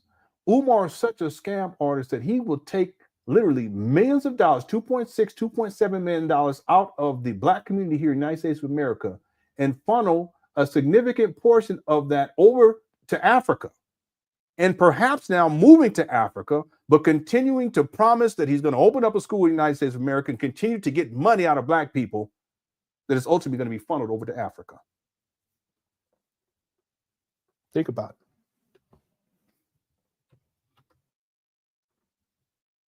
Oh yeah, but he's down for Black people. I'm talking about African Americans up over here. He's trying to fight against white supremacy in the United States of America. You know, he's down for Black people. He's trying to uplift Black. No. He's trying to get money.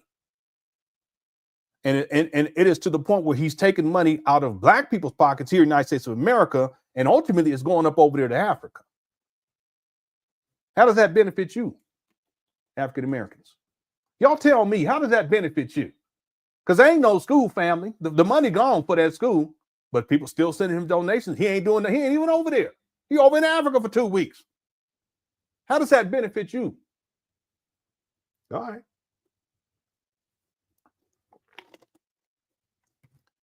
Think about it.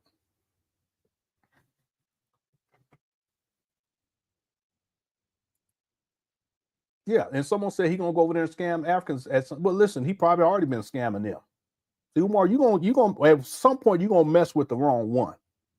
Watch. Mark my words, you're gonna mess with the wrong one. Scamming ass. Okay, real quick. Couple more super chats, and then we'll get to the first video. This is from funding disappears me. Yeah. Well, this is important. It may be what has taken place because Umar is not getting the same type of money that he's received, let's say in 2014, 2015, 2016, 17, 18, 19, 20. That's the kind of like the line of demarcation for me. Because by the time you get into 2021, people are already, wait a minute, it still ain't no school. And then you get to 2022, and then 2023, and then 2024, people are like, what? Now we're going into 2025. So this is an important point that Umar is not receiving the type of money that he received back in the day. The most of his money was collected 14, 15, 16, 17, 18, 19, 20 during a 7-year period, because that's when he was in, it was the prime time.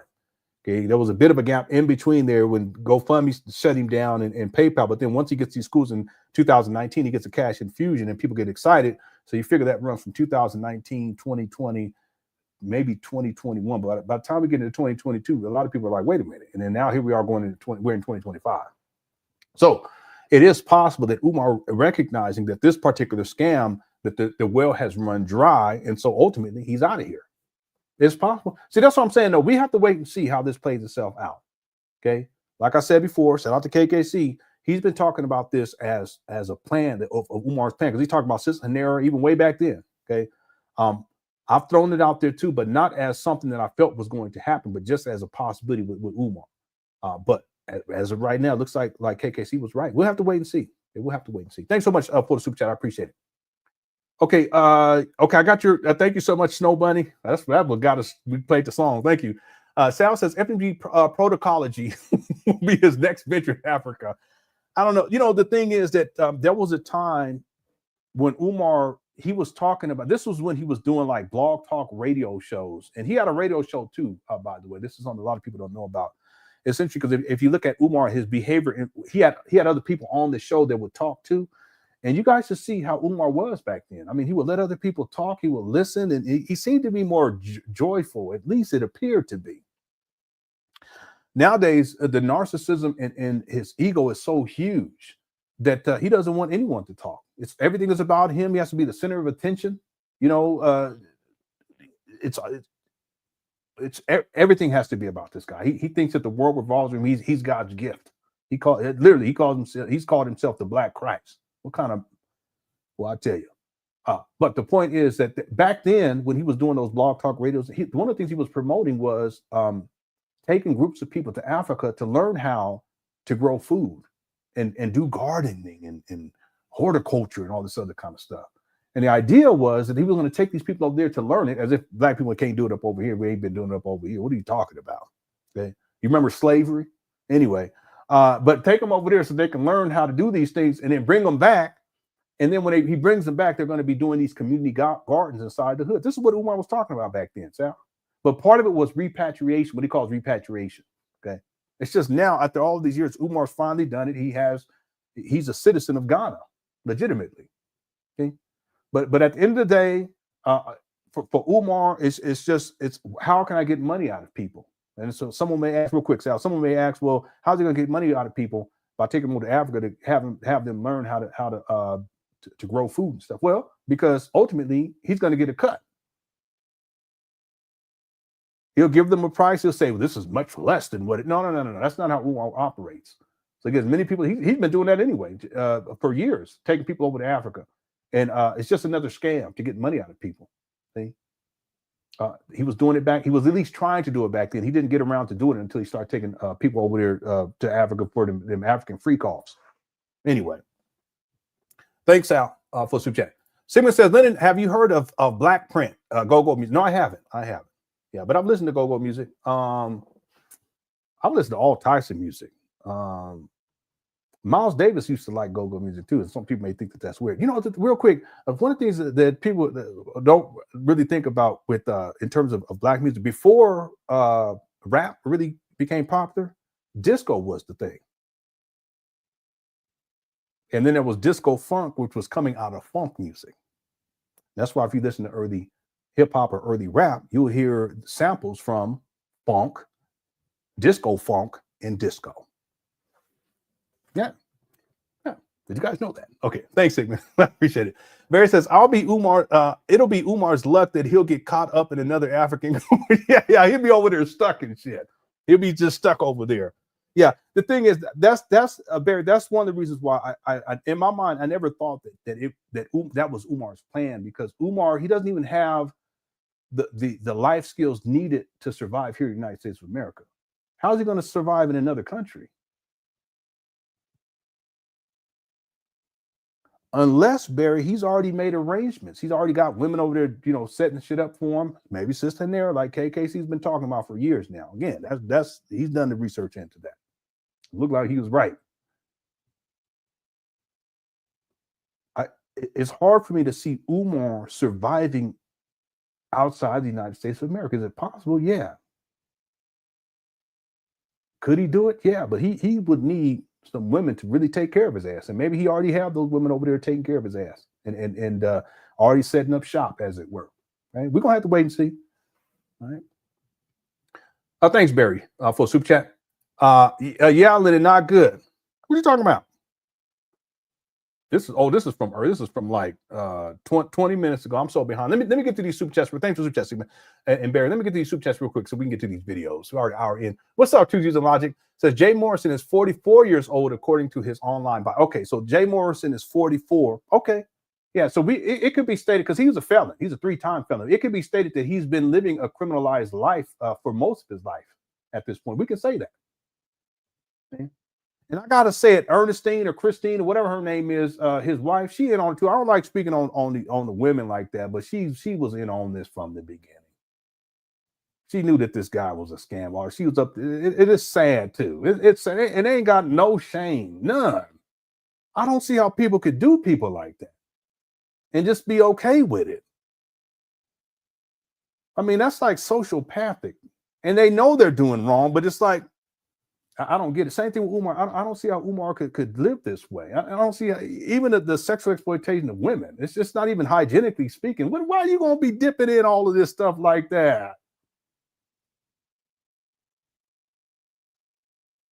We're going to get into this for members, but the one lady that he was all grinding on the backside, she OnlyFans, and I saw this video today. She talked about how she had something going on down there, and I said, oh, well, don't talk about that. And how the man, because the aromas was so bad that the man fainted. I said, what in the freak on? What kind of P. Diddy? Please stop it. Don't do that. This is the kind of women Umar be dealing with. Anyway, I'm sorry. It was so disturbing. Why even talk about that? Got the man fainting and shit. That's not right. That's something ain't right. Okay, I don't know. Let's move on.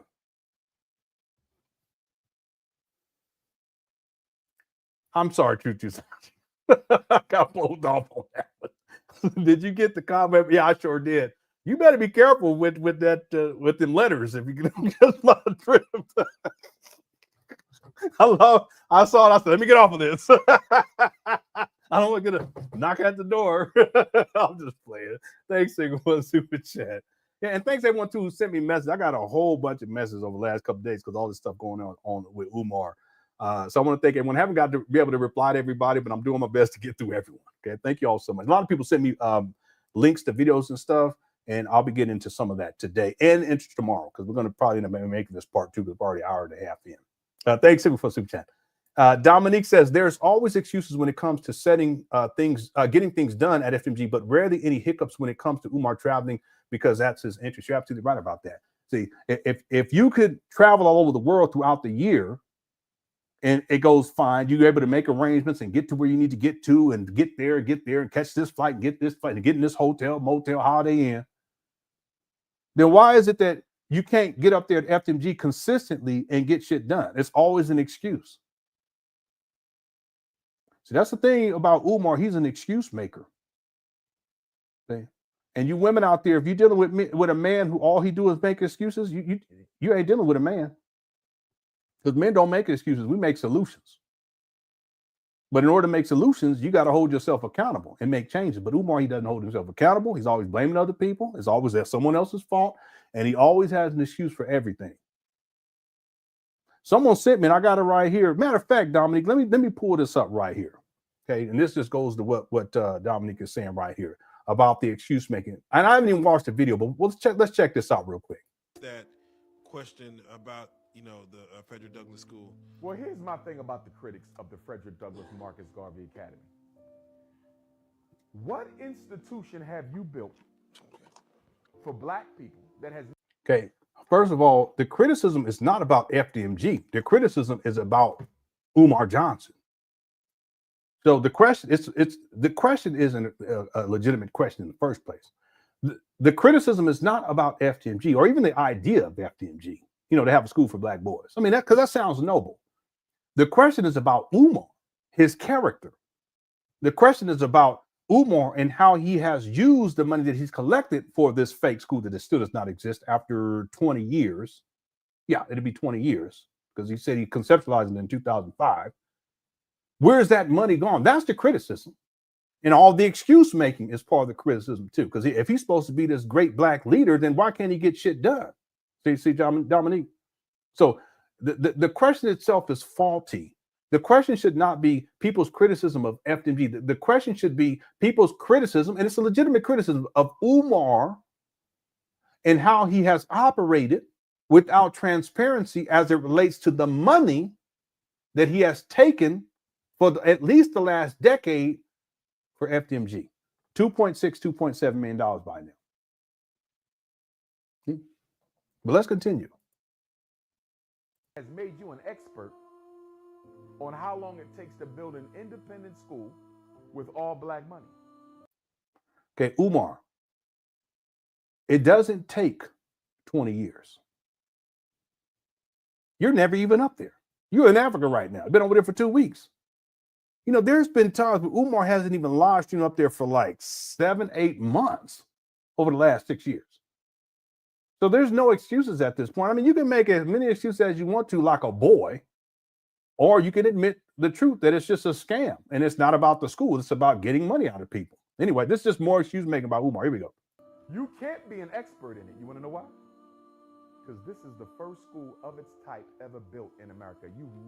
It's amazing that Umar speaks about this as if it exists. It does not exist. There is no FDMG. There is no school. There are abandoned buildings that are still on the vacant property list. In 2025, it's about to be 6 years of this shit. But he talks about it as if it exists. This is not only delusional, but it's also manipulative. Because see, if I was interviewed, I said, wait, hold on. The school, you're saying that the school, there is no school, because if you guys go and look up school in the dictionary, it'll state school, it's a place of learning. Because that's what's taking place up there. Not one black child has been educated after 20 years. 6 years, excuse me, to be more precise, 5 years and 11 months. And not one black child has been educated. So it's not a school. All right, here we go. Never had a school in the history of this country built by black people with all black money that actually began operation in a real. Someone said they can't hear. Can you hear? Y'all let me know. I know the audio is pretty low on this, but if you guys can at least hear what he's saying, let me know. Okay. Audio is, yeah, it is. It is. You know, I can, there's another version. Let me see. Let me pull up this other one. Let me see. Because I have it downloaded. Give me 1 second. I'll pull up, and I don't know if the audio on the other one is better or not. Let's see. It's one of these two. I don't know which one. Okay, let's try this one. It might be the same. That question about, okay, this one's a lot louder. Okay, here we go. Let me let it for play. the critics that question about, thanks for letting me know. You know, the Frederick Douglass School. Well, here's my thing about the critics of the Frederick Douglass Marcus Garvey. Yeah, how is it now, Black Mario? Yeah, it should be a little bit better. At least it sounds like it is to me. Okay, it is. Okay, thank you, Southern B. Okay, cool. What's up, last call? Princess Tiana and Erica. Yeah, Erica been around a long time too. Here we go. FDMG Academy. What institution have you built for black people that has made you an expert on how long it takes to build an? Listen to music. Umar got them jeans on too. Boy, I'm telling you, Umar, what institution have you built? Not a doggone one. The difference is that I ain't built this. I built a family institution. You ain't even done that. But we may not have built the school, but we didn't take $2.7 million. I guarantee you, if anyone up in here, if we had our mind centered on opening up a school and some people gave us $2.7 million, you best believe that after 20 years, well, let's be fair to Umar. After a decade since the St. Paul school scam, we would have had something up and running, right? It's about, yeah. This is nuts. This is so nuts. Now I'm thinking about these dates and stuff. Here we go. Independent school with all black money. You can't be an expert in it. You want to know why?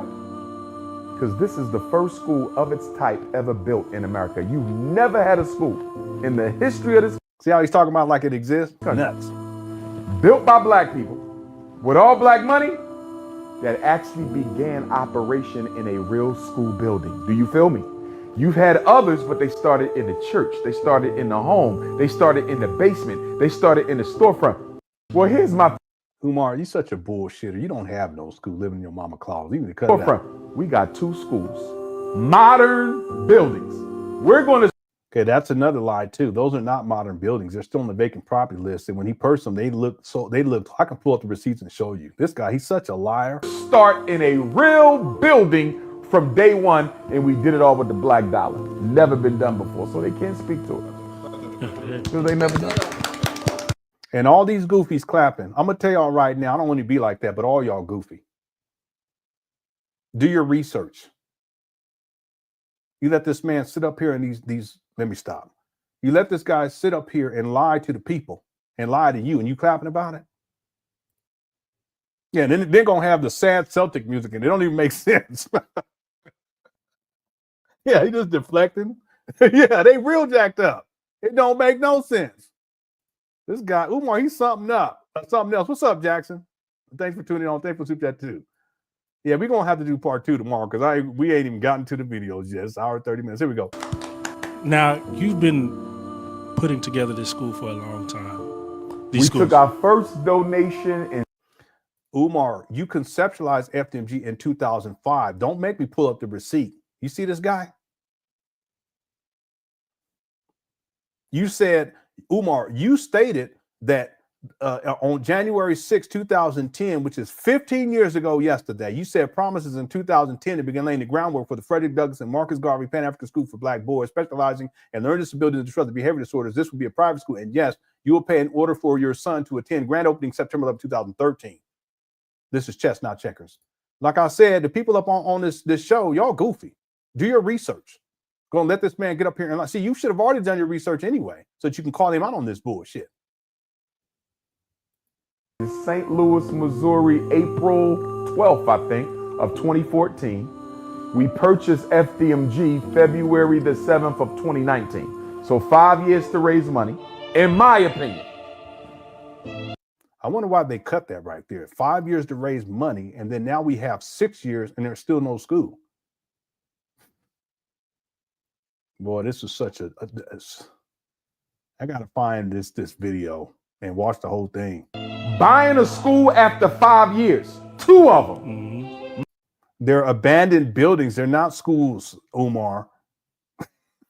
He's such a liar. Modern buildings. They're not modern. Do I have to pull up the receipts on this? This guy lies so much. It's incredible. It amazes me how much this, I'm pulling it up. This guy lies so much. It's not that I'm frustrated. It's just whoever's the host, they should do their due diligence and research. The research is all there. Or contact me. I'll give you whatever receipts you need. I don't get it. I really don't get it. It's like lazy journalism and shit. Goofy. Let me see. Which one do I want to pull up right here? Here, let's go to February. This because he said that this is one of his acquisition videos, and this ain't even showing the inside. But let's just look at the outside. Here we go. I'm gonna go pull up the inside too. Watch this. This is when he made the school announcement he acquired in February of 2019. This is one of the videos. He did 3 videos. He did a school announcement video. He did a school promo video that was recorded the previous year because he's a scam artist. And in that video, he's talking about how he owned the property. He didn't even own the buildings back then, but he did a video in advance. Okay, I have that on record. He's such a liar.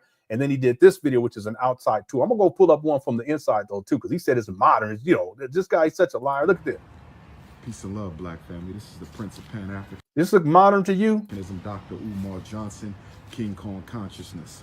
I'm giving you an outside tour of the FDMG Academy. That's what we're doing right here.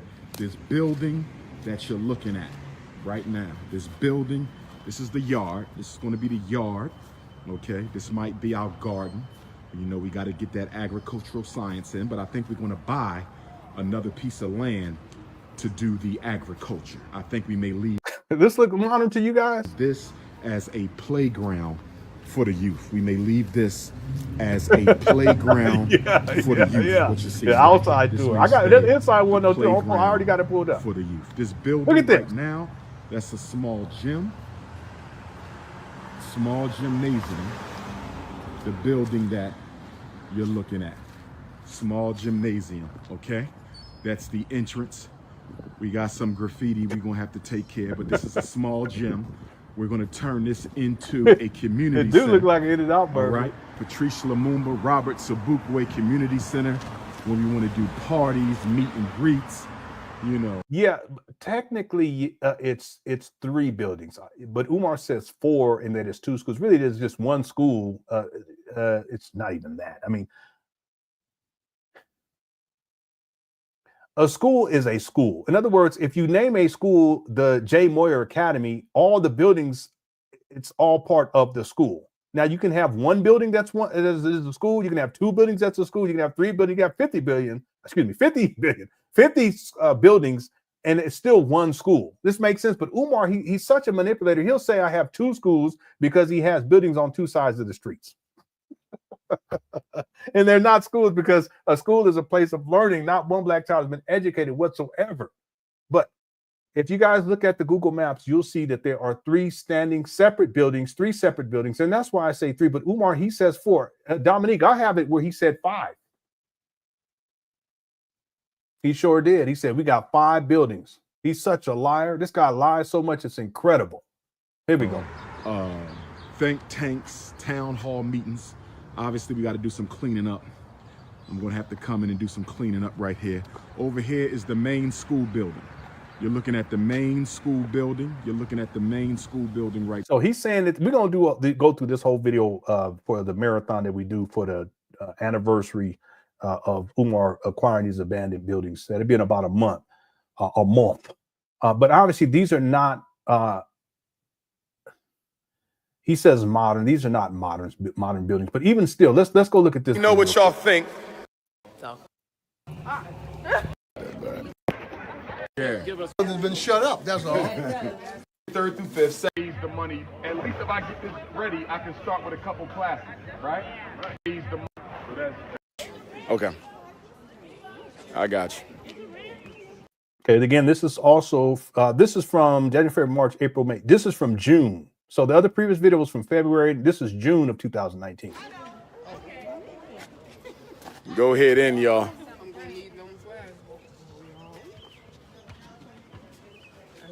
Fourth and fifth? As you're doing 3rd, 4th, and 5th? 3rd, 4th, and 5th, I'm gonna start, and then we're gonna grow. Ultimately, we're gonna be pre-K to 12. And then I want to do a junior college. So Did you hear that? I have him saying that in another video too, from years prior to this, where he says that it's going to be, Umar actually says that it's going to be from what, kindergarten? No, whatever, daycare, like a daycare before kindergarten or something like that. I said, what? All the way through college, like university. This was years before this. He was throwing this out there. I have that in my notes. I have that in the documentary for sure. Just ridiculous. first year, 3rd through 5th. Second year, 4th through 6th. Excuse me. Second year, 2nd through 6th. Third year, 1st through 7th. He's such a bullshitter. And look at these are not modern buildings. These are bandos. K to 8. Literally. And then you flesh out your high school. That's going to be the goal. So as you can see, this building is much smaller, but still enough space. So next year for your I trip. got that one flashing. You can take that one. You know what? Take that one. Give me that big one. So because you open next year, you moving your trip up, the dates up? What you mean moving them up? Moving them back? Moving them back? Yeah. Why you holding your nose? Because of what? The smell. See that? Little girl, he was like, why are you holding your nose? Because, and he says, because of the smell. These are modern buildings. These are literally abandoned buildings. When he purchased them, they were abandoned buildings. They had been abandoned for what, 6 years? They're still abandoned buildings. But he says he has 2 schools and 4 buildings. No, you have 3 abandoned, sloth, incubated trap bandos. I say sloth because he's sloth, and they're incubated because this is his doing. Like someone said, he's incompetent. He don't know what he's doing except getting money out of people. Yeah, this is modern dilapidation, and it's stinking there. Okay? What does it smell like? It smells like a building's been shut up, that's all. Stop making excuses, Harvey. Oh, it's always Harvey is a black guy. It's always some black guy. Hey, well, it's because, you know, the Kunta Kinte he got on the ship. No, that ain't got nothing to do with it. It stank because it's not modern. I'm so tired of these Umar Johnson cult followers. He ain't around either no more. This is quite a campus, though. This is really Yeah, we can do everything here. There's nothing we can't do. That Black Women's Conference, Black Man's Conference, Ex-Offender Conference. There you go. Even these hallways ain't small. But the ones The across hallways ain't small, y'all. Okay. the street. And you see what they did to my bathroom. Yeah. See, I'm becoming a contractor. He's not supposed to have people in those buildings, and he shouldn't be in there unpermitted. You're absolutely right about that. He shouldn't have. And I have videos where he had women on there tripping over stuff, exposed wires all over the place. Crazy. I guess bathrooms keep the most copper. I don't know. These look modern to you? Listen, when I have this in the document, I'm going to lighten this so you guys can really see what it looked like. This look modern to anybody in the chat room? Yeah, it's stinking there. That little girl was like, why was it? What's up, X-Man? Thanks for sending me those receipts, too. I appreciate it. The lady was, why is it stinking here? Stinky ass traps. These are modern buildings. I have video where, I mean, literally, he went to these bathrooms and there's all kind of, I ain't even gonna say it, but there's all kind of stuff in them toilets because he couldn't flush them. Can you imagine what these buildings must have smelled like? Y'all remember that? He put it, there's all kind of stuff, and I said, oh no, and there's no ventilation, no HVAC, the windows are boarded up. Can you imagine? And Umar, he just lumbering around there like it's not, yeah, you know, whoopity-doo-dah, yippity, modern buildings. He perfectly fine with that because he's living in filth. So he don't even register in his mind. He's used to that. Look at this.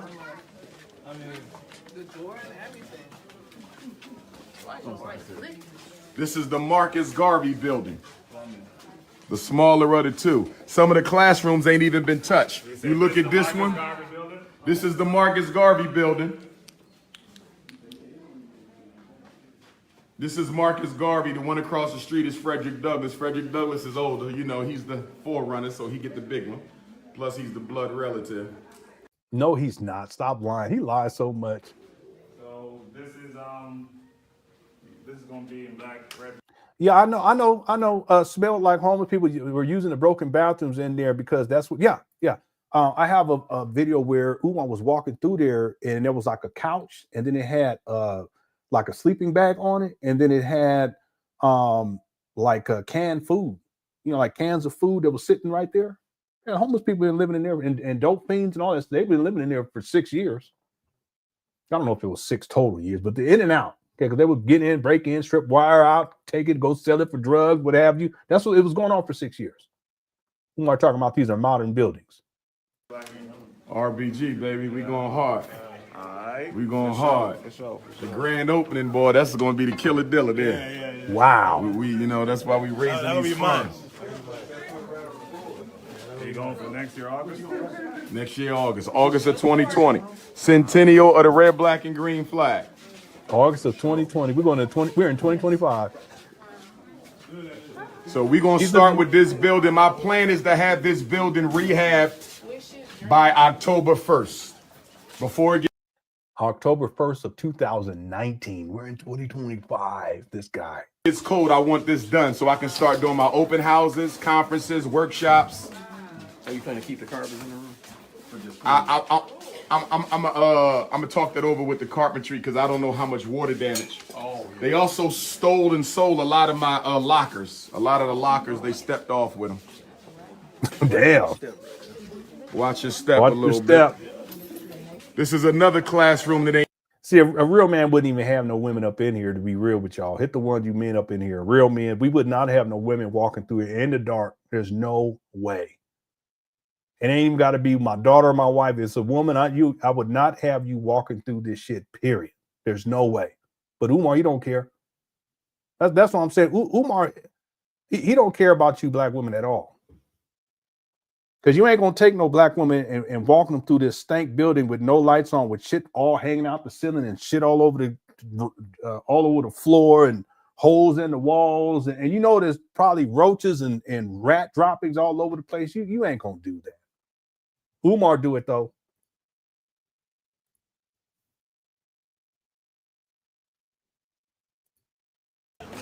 Fix up. All right, there's so many more I can show you. Let me just pull one more up real quick.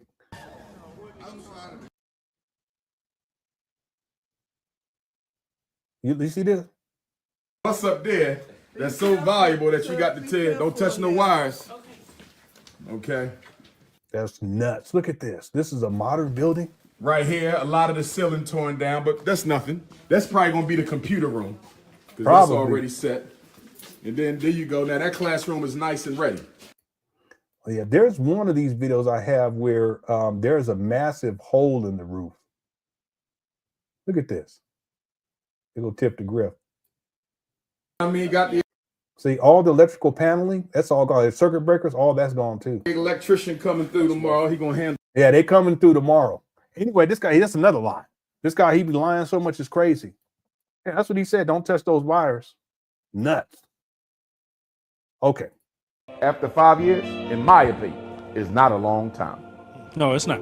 Getting them schools ready in 6 years after purchase, in my opinion, is not a long time. And guess what? It wouldn't have took that long. The biggest reason for our delay is what? Black contractors who wasn't working.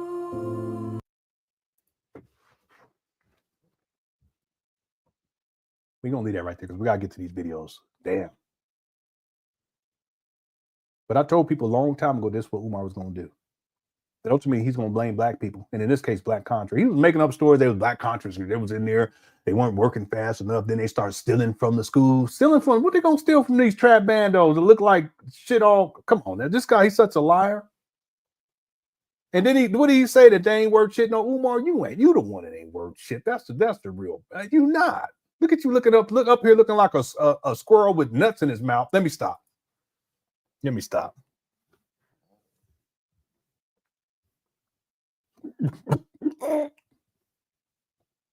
I'm talking about the nuts, from you guys, please. That's the now here we go. Look at this guy. Hubba dubba. He need to cut it out, but I told people he was gonna blame it on. So, I'm sorry, because Umar do look like he just holding food in his cheeks. Here we go. I'm talking about these cheeks. That's enough. That's enough, because I know how you got.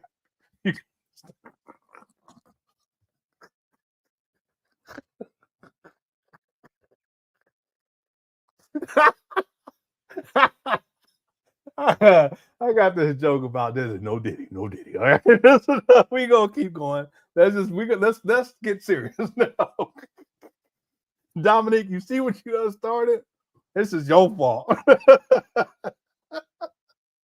Okay, real quick. T. Jones, thank you so much. Says I believe Umar moved all funds to a trust in Ghana. It's possible.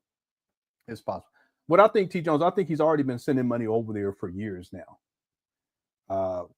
Almost 6 years. I think he's probably been having things set up over there for him so that he can have an easy transition. But again, he could still be over here in the United States of America, but then have a base of operation over there in Ghana.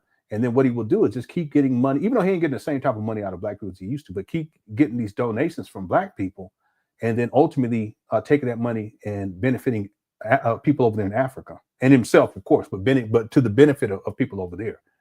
That's a probable outcome with all this, but we'll have to wait and see. But I do think that he's been sending money over there anyway.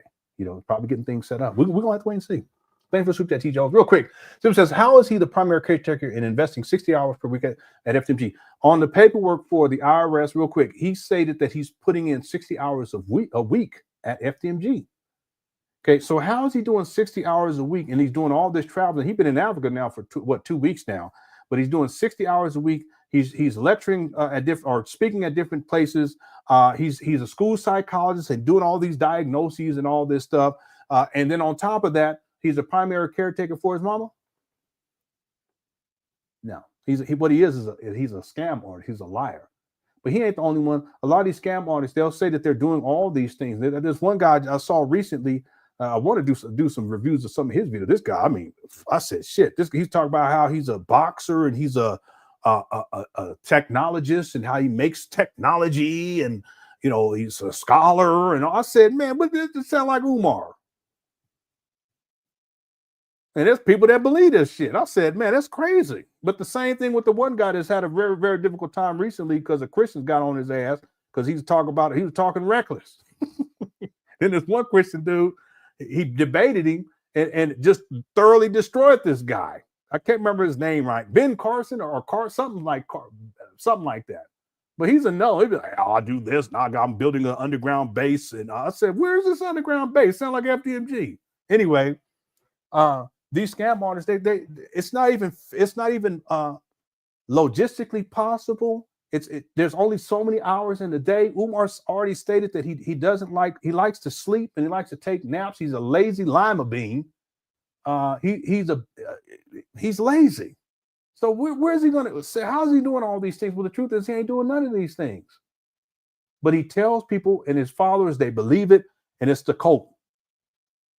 But even if you're a rational thinking person, you got critical thinking skills, you can just start counting up hours and say, how is it possible for him to be putting 60 hours a week at FDMG? This is what he's telling the IRS. How is it possible? It's not possible. That alone, signaling critical thinking. People would be like, wait a minute, this guy, he's a liar. Okay, but he's more than like he lied about so much. That's just one thing right there. Thanks again for Super Chat. I appreciate it. Okay, I got to get through these other ones real quick because we got to at least get to Umar is evil taken from single mother. Yeah, but he don't care. and it's not just money either. He targets single black mothers because he recognizes that many of them, not all, but many of them, they're in desperate situations with their children, with their personal life, in some cases even financially. So he comes in, he'll tell them the right things. I'm going to save your sons. That's what he did with the conscious stripper. What he called as Kim Ringo. That's what he did as a stripper he was dealing with. They called him out. I'm sure he's dealt with other ones. Matter of fact, the one he was all up on in this one thing up over here, this lady right here, she on OnlyFans. We ain't gonna get into that today, but here, just so you guys show you what I'm talking about. I ain't gonna show the OnlyFans. I'm just saying this is a picture right here. See this?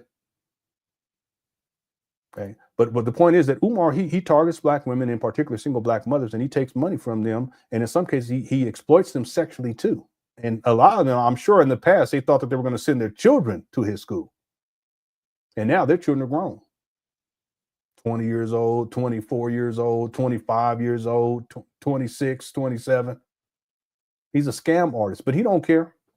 He don't care. He don't care about these black women. Black women, yeah, he really, no, he don't, because if he did, he'd be loving. He would be loving at least one. He'd be in a loving relationship with one.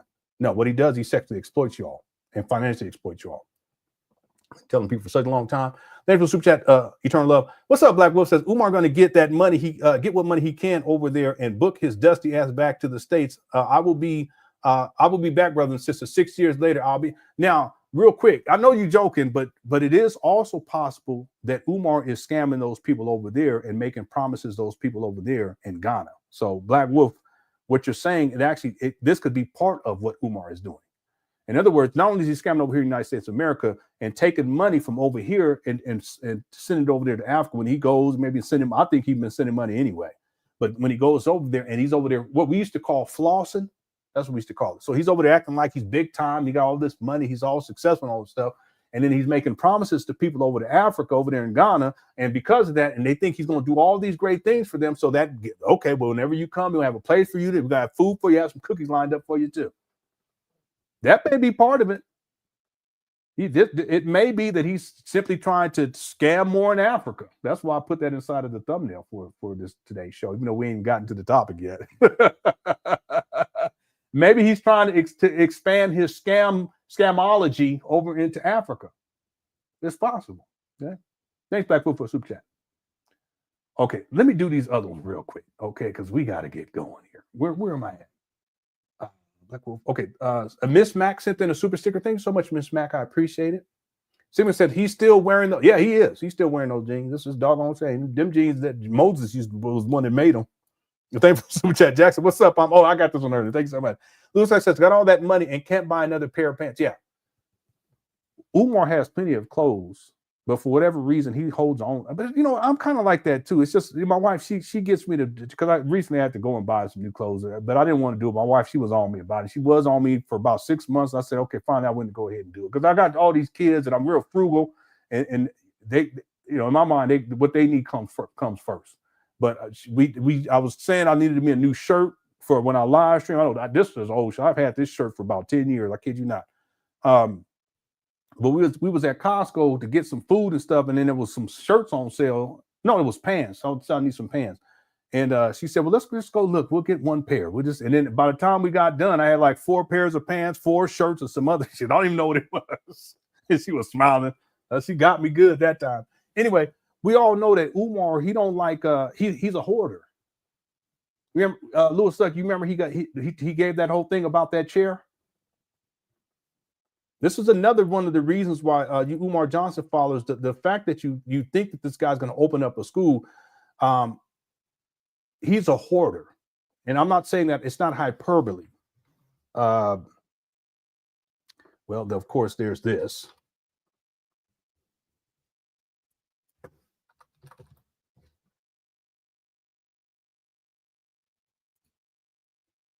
Give me 1 second. I'm going to give 2 quick examples of this. That's why he be holding on to stuff. He can't. It's a mental health issue. Here, I'm gonna play this one and I'm gonna pull up the other one. Here we go. Strong alpha male, send those resumes in. FDMG resumes at gmail.com. FDMG resumes at gmail.com. FDMG resumes at gmail.com is what we're looking for. My thing is y'all need to. What happened? I'm in the process of relocating. He never moved, too, by the way. But y'all see all this field? This is Hoarder. Look. It amazes me that Umar Johnson fathers think he's going to open up a school. Look at this. See, that's why when he was in the building and it smelled really, really bad, it doesn't register in his mind. There was feces and urine inside the toilets. It doesn't even register in his mind not to show it, but also just to be in it and just be walking around in those stank buildings like that. It doesn't register in his mind because this is how he lives. See this? Okay, so this is one example of a hoarder, but let me give you guys another example that y'all may not be. No, we've talked about this. This one right here. And this is when we realized that Umar is living, and he's inside his mama's closet. This is when the video that we were watching, and we had to figure this out. He gets up out of the chair, and then he thinks that for whatever reason, I think he probably thought that the cell phone wouldn't pick up the conversation that he was having with the caseworker that was checking on his mama. And he explains how, well, they've extended her hours. I'm the oldest son. He's not supposed to be living there. He's supposed to be there to take, quote unquote, take care of her. You know, he'd be in Africa for 2 weeks. See? But this is the video when he gets up out of the chair. This is how we figured out that he was living with his mama and that it's a side closet. And this is where he's at, inside of a side closet. But then it also proves that he's a hoarder too. Is this the right video? Let me see. Yeah, here it is right here. Okay, I'm not going to play that conversation. I may have this within the documentary. I still haven't decided on this because it may be beyond the scope. I thought that Umar got up and he opened up a door, but really what it is, it's like a side closet. Okay, so whenever you guys see Umar live streaming and he has his background, you understand that he's inside of his mama's house. It's inside of a side closet. I thought it was a window that he was opening, but it's not. Of the 19th century, Frederick Douglass. Listen to this. Listen to this, but let me give you the background. Let me give you the background. This is a book on the greatest speeches given. Hear the doorbell? I don't know if you guys heard the doorbell. Excuse-moi. Look at this chair. He's a hoarder. He holds on to things. The other thing you can recognize too is that this chair is missing an arm.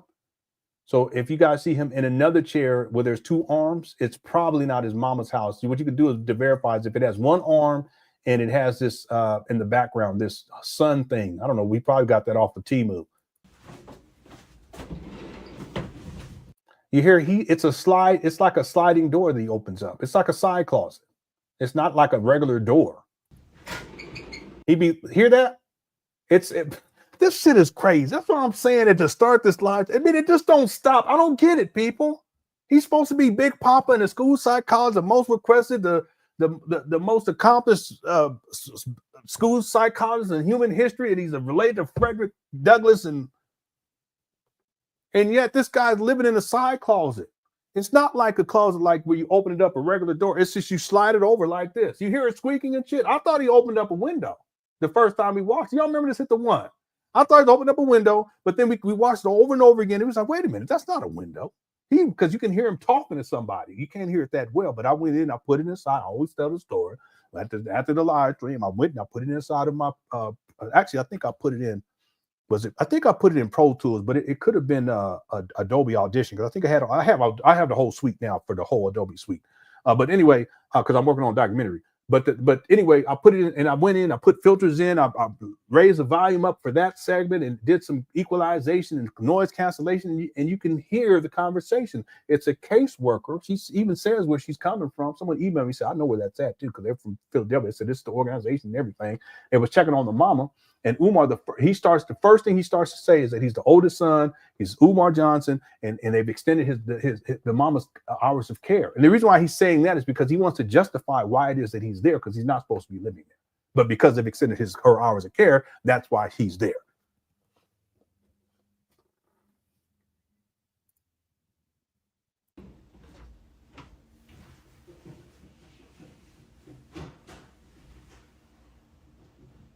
By the way, you can kind of hear it, but I don't want to play it. I'll probably have this inside the documentary. I'll be sure to have it where the audio is raised if I decide to do it. But he also explained, he tells the woman that's doing the wellness check that the mama's not there. Sigmund, you know that's a lie. He's such a liar. The mama's not there. But why are you talking about extending her hours of care if she's not there? Because he doesn't want the caseworker to meet with the mama. And then at the end of the conversation, you hear Umar talking to his mama after the lady leaves. You hear him lock the door and shit, and then when you hear him talking to his mama. Well, I tell you, it's not a good situation for her at all. And Sigmund, you know what I'm talking about. What the mama left? Come on now. Anyway, to get to the hoarder part, let me scroll over to when he sits back down right here. And then for sure, we'll get to the other videos. We're going to go for another hour, okay?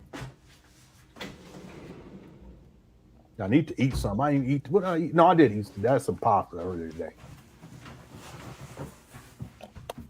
Brothers and sisters. Here you go. Brothers and sisters. The work never ends. I'm not getting rid of my chair. I love this chair. This chair has been with me for almost 20 years. I've been sitting in this chair before y'all knew me. I was sitting in this chair when I became a school psychologist. I was sitting in this chair when I got my doctorate. Let me pull up my timeline real quick. Damn. He became a school psychologist in 2001. He started his internship in 2000. This video is from roughly 2023, I want to say. This chair is over 20 years old. That's why I look like that. See this? You don't know doggone way he could have bought him a new. I bought this chair from college. It's real comfortable. So I'm gonna get my daughter one too. It's like $150. But I said I needed one. I knew I was gonna be live streaming. I mean, you knew I was gonna be working on these dots. It's a lazy boy. So you sitting here, it's comfortable. But Umar, he's a hoarder. So he's not gonna do that. Plus, he got other things that he's spending that money on. Gambling and shit. Until this chair gives up. Sisters, the work never ends. I'm not getting rid of my chair. I love this chair. This chair has been with me for almost 20 years. I've been sitting in this chair before y'all knew me. I was sitting in this chair when I became a school psychologist. I was sitting in this chair when I got my doctorate. I was sitting in this chair when I took over the conscious community. I was sitting in this chair when I became King Kong Consciousness. I'm not giving up this chair until the chair gives up on me. I'm not giving up on this chair until this chair gives up on me. I'm not giving up this chair until this chair gives up on me. What are you talking about? I mean, it sounds like you in a relationship with this chair. Don't it? That's probably why it looked like that. He be talking to the chair and shit. I know you're missing. I know you're missing one arm and everything. But you know, I'm not gonna give up on you, baby. I'm not because I love you. Thank you so much. I love you so much. I know you only got one arm. I know you're missing skin. I know. Umar's the only person. Maybe that's why he ain't been in no relationship with no woman.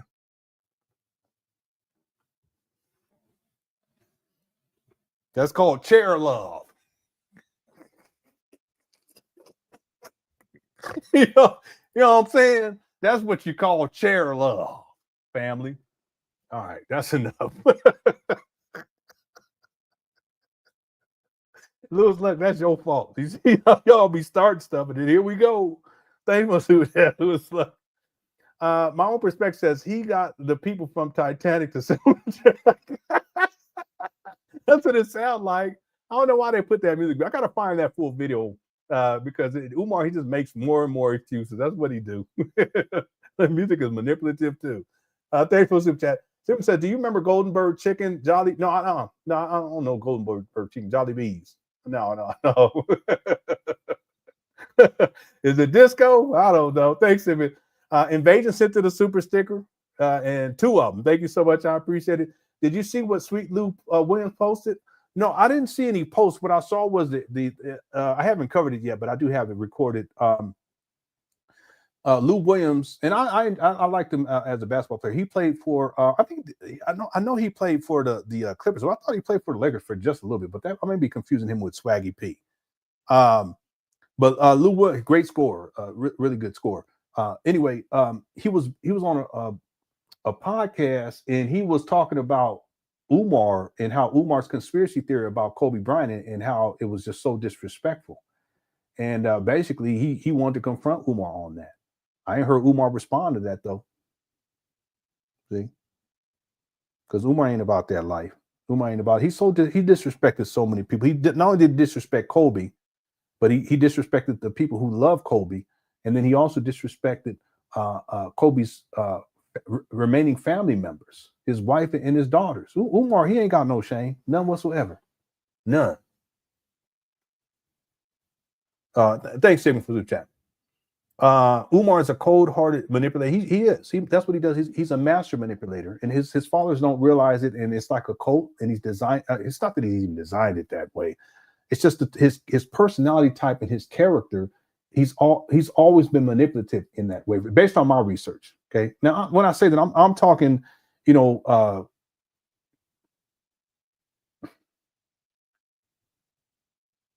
manipulator. 1990s. That's what I'm saying. See? And it's just gotten worse and worse and worse. Now he's a master manipulator. He has so many of his followers. They just fool. They don't. It is what it is. Thanks for super chat. What's up, Swagonito? This fool got his mother living in the hood, completely wheelchair bound and traveling everywhere, collecting checks off her disability. Deplorable.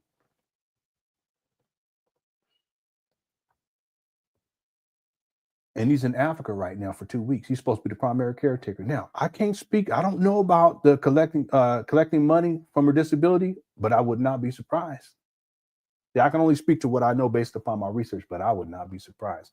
Now I think about it, Swagonito. It's probable, and I'm speculating here. It's probable that the reason why Umar has this type of arrangement with his mother, which is very controlling too. It's also enmeshment issues, but it could be possible that he recognized that she's going to have a steady source of income that he can mooch off of, as it were. See? I can definitely say this though, Swagonito, that the fact that she has stable housing, and it is Section 8, based upon the receipts, legal documents. It's possible that's another reason why he's so attached to his mama, because he knows that he can always somehow, some way wiggle back into that closet. It's sad. I mean, all the way around. Umar, listen, it's not that Umar is he's manipulative of his supporters. Obviously, he's manipulative of his mother to some degree, because no mother is going to want someone living with them inside of a side closet, yelling and screaming and shit and funking up the place and eating all the food out the refrigerator at age 50. It's just nuts. It don't even make no sense. And yet there's Umar Johnson files. You hold this guy in high esteem. Why though? Because he's a master manipulator, and he's manipulated you, and you guys believe something that is not true, that he's some sort of great leader. No, he's a homeless beggar, literally. But if his mama's going to have stable housing through Section 8 and stable checks coming in for disability, yeah, Umar, he'll stick around. He'll come around when he needs to. I would not be surprised. Okay, speculation right there.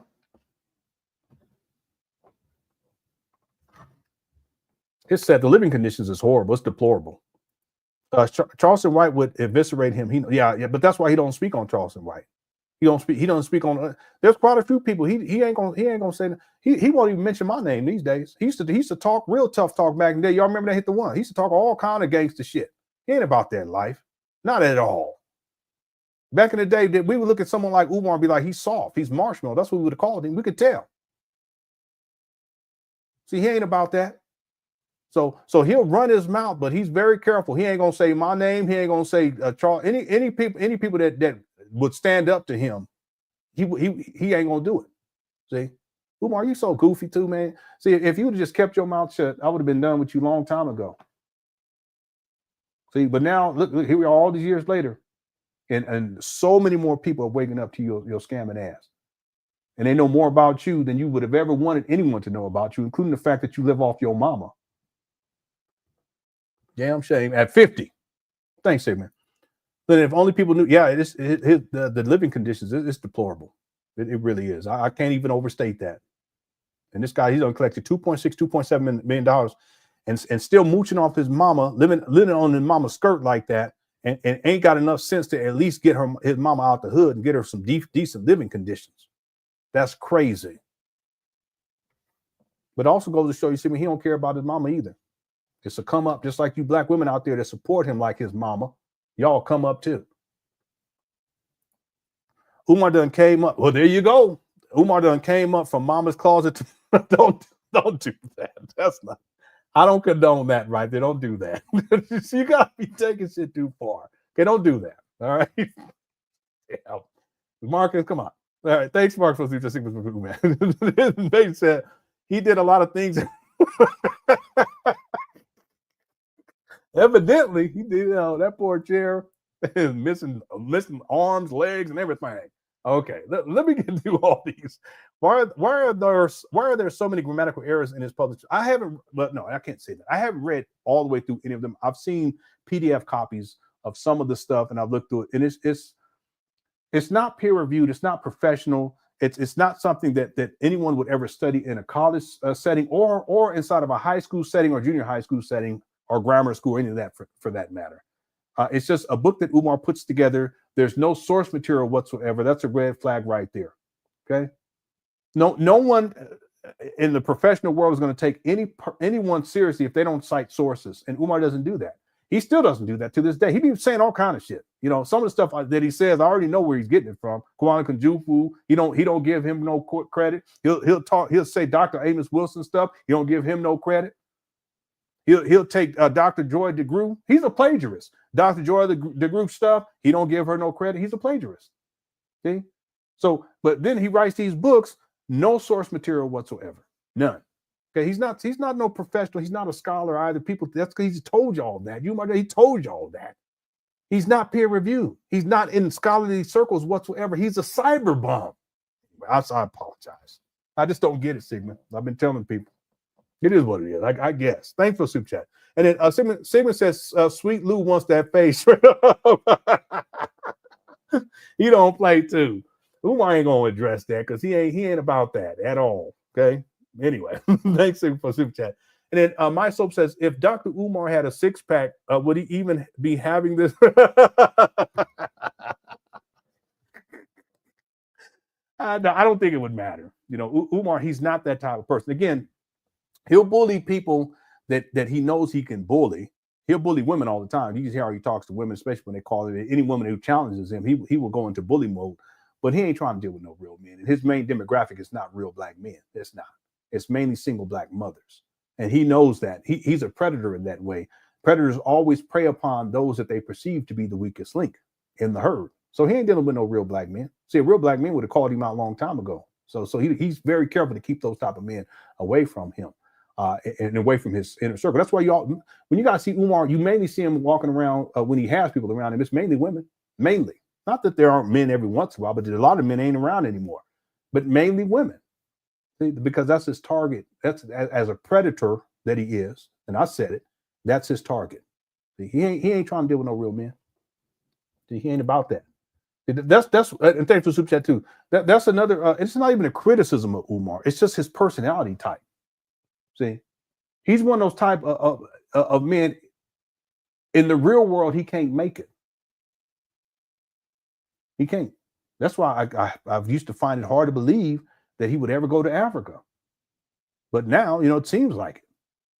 But in the real world, he can't make it as a man. That's why he's still up under his mama's skirt. He needs you black women to continue to send him money. You black men too, but mainly you black women to continue to send him money so that he can live. You basically have another dependent. Okay, what it is what it is. Thanks, myself, for the super chat. See, I am not a fighter yet. I will take. No. Let's stop it. Don't start. I already tried to talk with you about that. Okay, thanks for super chat. And then Holly B says, I was going to be a caretaker for my father and it's a great responsibility. He is neglectful. Hope you have a call-in show. Yeah, we can do a call-in show coming up here. I'll be back tomorrow. We'll do part 2 of this. Today is Tuesday. Maybe we'll do Tuesday, Wednesday, and Thursday. I do know that we have to set things up for the 6-year anniversary of Umar acquiring these abandoned buildings, and that will be in about a month. And then I'm working on the next segment for members for the documentary. It's just a lot of work. It is. But every day I'm plugging away as best I can. Thanks, Holly B. Thanks for being a member, too. I appreciate it. Okay, if you guys don't mind, let's get to, we're at the 2-hour mark, so we got 45 more minutes. At least we can get to maybe a third of the receipts that I have for you guys dealing with Umar in this whole, what I call it is the Ghana Africa saga. It's just kind of like what someone said it before. They said it's like a side quest when this Umar Johnson saga.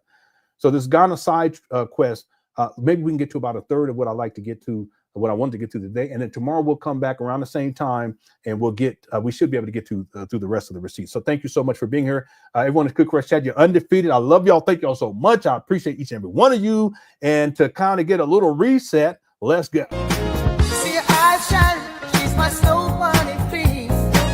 In the winter light, so she's my sweet snow bunnies now. Tuck to my nose, this lover's got is so raw. Make you lose, stepping out of control. It's me and you tonight. Snow bunny. Moving on the car. Everything's alright. Got that smooth soul feel. No, that's Connected to the law. With my snow bunny love. Been party by the night. see her eyes shine, she's my snow bunny queen. In the winter light, so she's my sweet dove of green. Tuck to my nose, this lover's got is so raw. Make you lose, stepping out of control. Bunny love. It's me and you tonight. Snow bunny. Moving on the car.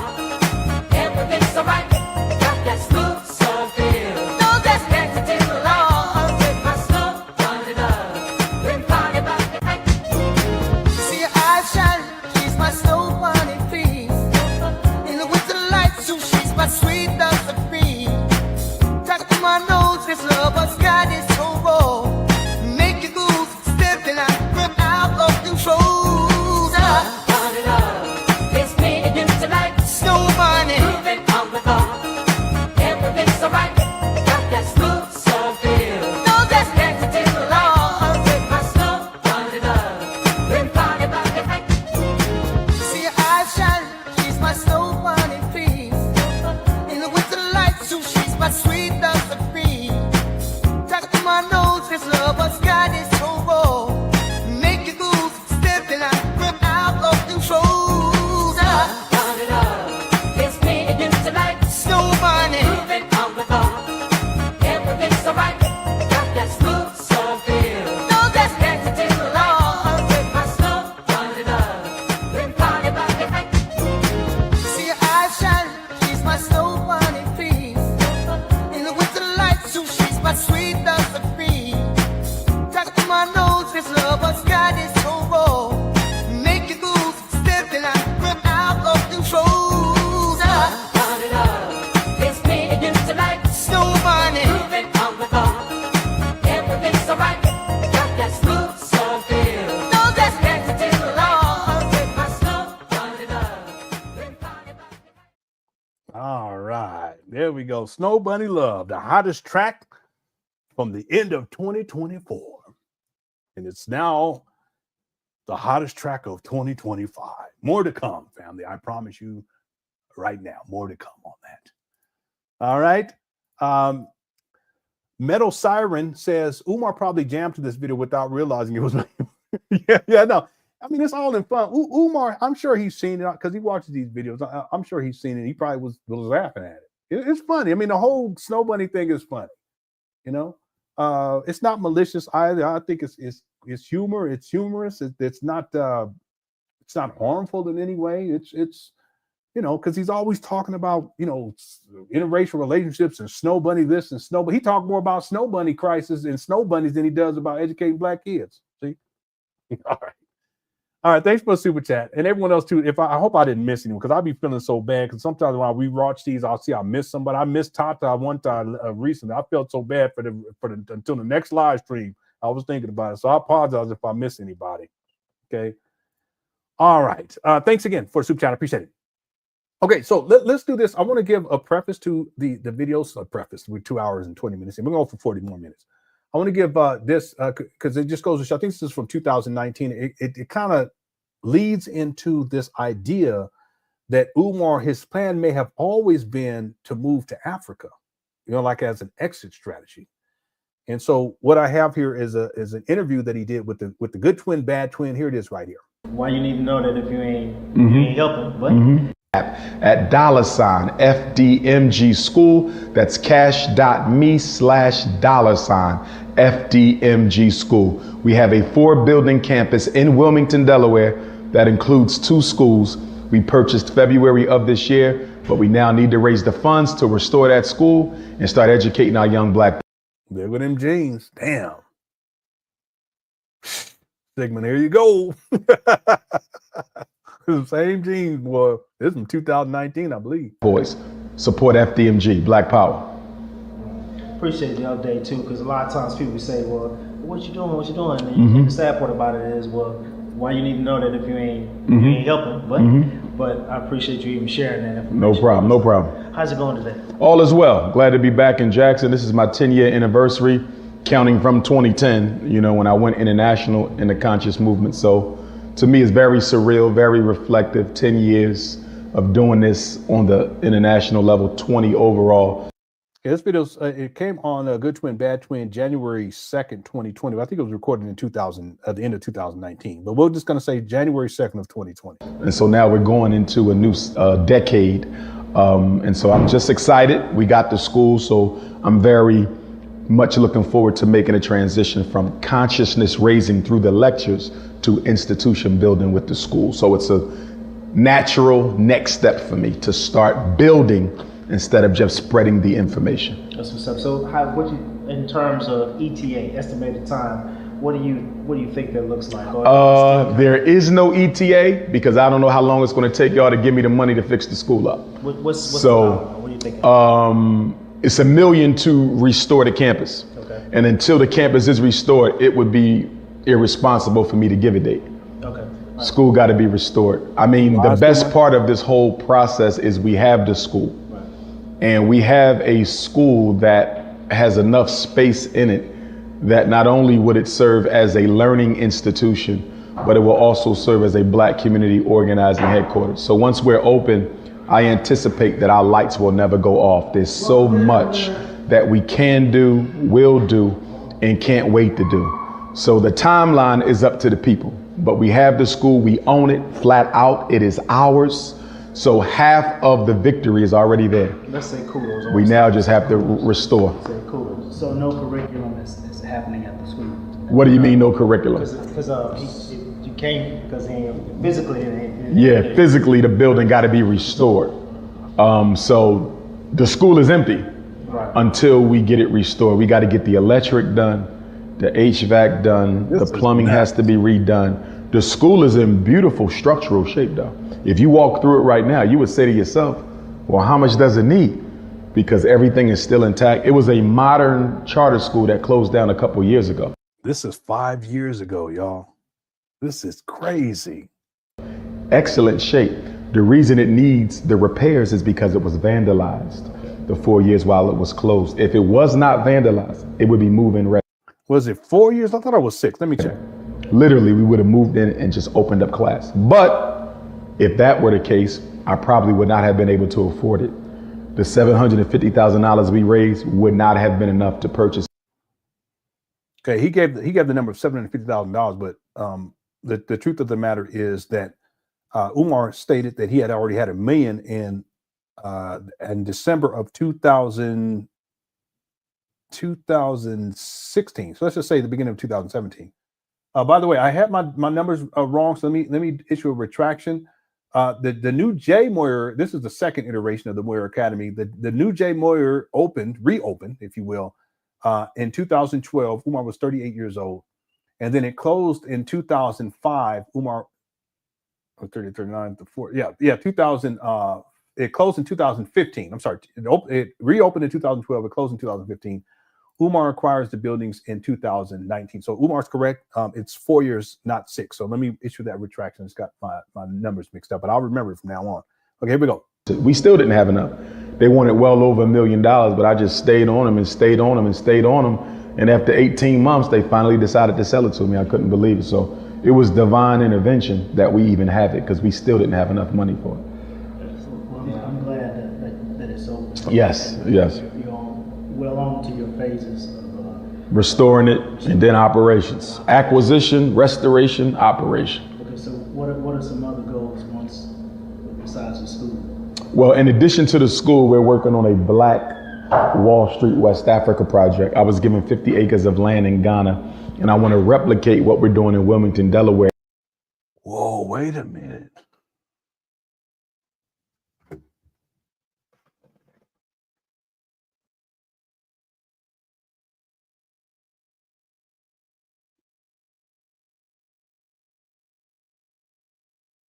Yeah, Victor, I don't believe him on, because he said he was given acres of land in Riverside or something like that. That's outside of Los Angeles.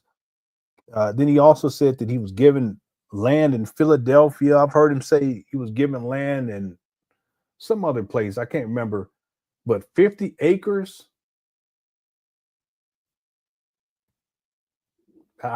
I don't believe it. But I mean, the thing is that if it was true, maybe it wasn't 50. Let's say it was 5. Okay, well, that makes kind of more sense. 50, maybe that's part of the exit strategy back then. But listen to what he says right here. In West Africa. So I want to build an FDMG on the continent, an FDMG here, which is Delaware. And then we can have an exchange program, and the children can go back and forth. So can the teachers do that? So everything I'm doing in America. Who's going to be paying for that? For the teachers and the children to be going back and forth from Wilmington, Delaware to Africa? That's nuts. I want to also do in Africa, because it's Pan-Africanist. We don't believe that you ignore your domestic struggle. I still have an obligation to my people here, but I also see the larger struggle, and that is doing what we need to do for ourselves permanently on the continent, because anything you build here, they can take it. Once FDMG is up and running, I'm going to automatically have to start thinking about how long before I need to repatriate to the continent. See that right there? Man, he's talking about Ghana too. Again, this is 2020, the beginning of 2020. Here we are, 2025, the beginning of 2025, and he just got his citizenship in Ghana. Okay, so I just want to put a little context there, okay, before we get into this first video. Sigmund says all the inner workings of a 501c3 have to be disclosed to the public. It is law. Umar is breaking the law by not disclosing and offering transparency. At least he needs to be transparent to his donors. Yes, there should be a transparency. But see, and Sigmund, you already know this. Umar doesn't. He's a one-man show. He has all the power. This is the narcissism too. This is how narcissists work. They have to have all of the power. Umar doesn't have a board of directors. He's on the board of directors, and he's the only one on the board of directors. Think about that, everyone. So normally, if you have a 501c3 and you're collecting this type of money, $2.7 million, there'll be checks and balances. What I mean by that is that there's other people. There should be an accountant. There should be some sort of a lawyer there. There should be people who kind of provide advice, professionals ideally that are on the board of directors. And it's not that the person who, like Umar, who is quote unquote in charge, can do whatever he wants to whenever he wants to. There's checks and balances, and stuff has to be signed off on. So if he wants to take $10,000 and do something with it, it has to go through the board of directors, and and then the accountant obviously has to be the person that looks into it too, and then they're going to be the one to issue the check. Umar doesn't even have that. He doesn't have any of that. See, so this is what I mean by it's not the school. And the criticism is not about the idea of the school either. My criticism hasn't been about, again, I could criticize Umar as being someone who's unfit to even be around children. I know that for a fact. But it's not about the idea of the school. It is about the financial mismanagement and the fact that as a 501c3, there should be transparency, at the very least, to the donors, but he doesn't provide that. Now, Sigmund, he will lie about it from time to time. He'll say, if you're a donor, then you'll be able to get this information. But there's donors here who've donated. They didn't get none of that information on how much money he's collected, how much money he's spent, how much money he still needs. That's the scam. And see, that's why he doesn't want to have people working with him. He doesn't want to have oversight. He doesn't want to have transparency, because ultimately, when the transparency would ultimately reveal the truth that it's nothing more than a scam. That the majority of the money that he's collected, overwhelmingly, he's spent it on himself and his lifestyle. That's the criticism. See? But see, Umar Johnson faults, you guys just repeat what Umar says and what he repeated over and over again. It's called brainwashing. You'll say, oh, there's a haters and it's the Cookie Crush chapter of haters. They're trying to tear a black man down and white supremacy, this, and they ain't got nothing to do with none of that. The bottom line is that Umar's a scam artist. And that's why he doesn't want to have transparency. And by law, he is supposed to have transparency as a 501c3. Okay. Thank you for that point, Sigmund. Important point. This goes to show you, Umar, he's not serious about opening up a school. It's just about getting money out of people. Like I said, dangling that carrot. All right. Okay. So and thanks, Sigmund. We just played the video where Umar's talking about going back to Africa, blah, blah, blah. Here is Umar in Africa recently. This is what he's doing. I don't understand it. I don't see how these Umar Johnson followers, how they could be cool with this.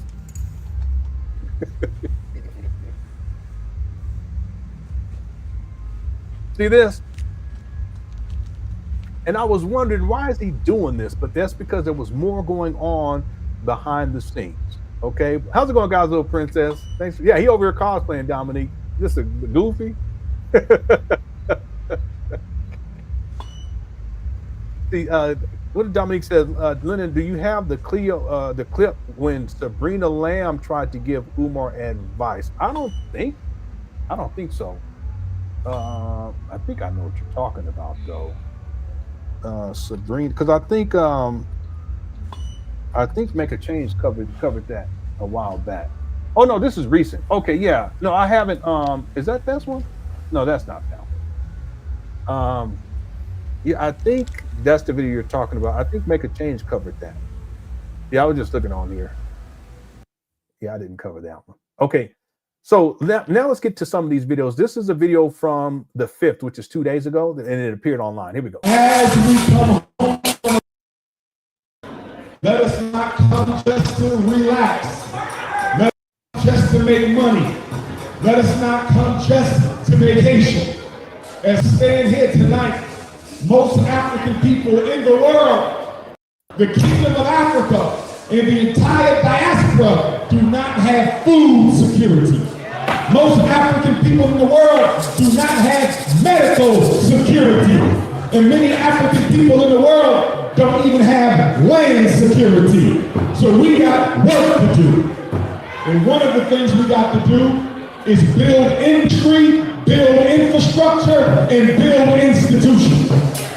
Africa must be made better because the American African came home.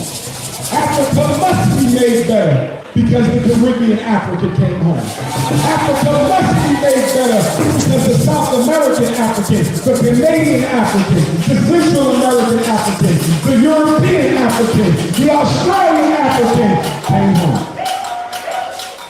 The right excellent. Yeah, they really feeling him over there. Wow, that's good for Umar. These poor Ghanaians. Honorable Marcus Messiah Garvey said, no one can destroy the African but the African himself. Mr. Garvey said that if black men and women are not careful, we will drink in all the poison of Western civilization and we will die from the effects of it. Mr. Garvey said, we don't struggle because we African, we struggle because we African and disorganized. Let us. Look who's talking though. I already showed you the picture when you flip that phone. He always quoting that quote. He's always using that quote from Marcus Garvey about, you know, the greatest, I don't know what it is, the greatest weapon against black people is disorganization. But Umar, he's one of the most disorganized people I've ever come across. Let us get organized. The job of the diaspora African. Umar's a pajama mama.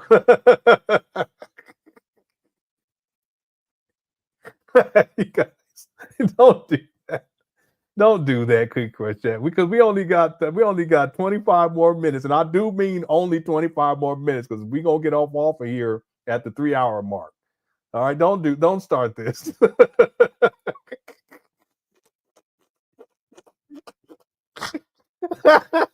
Last call, come on, man.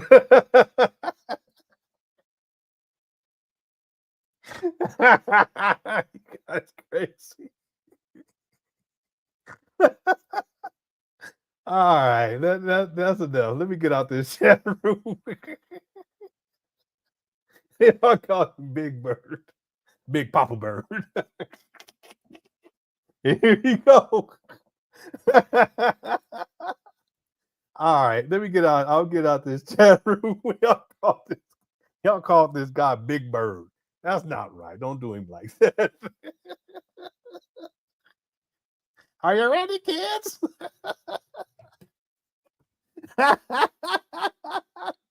Okay. Oh, I didn't even see Snarf PPR. I didn't even see it, so it's all good.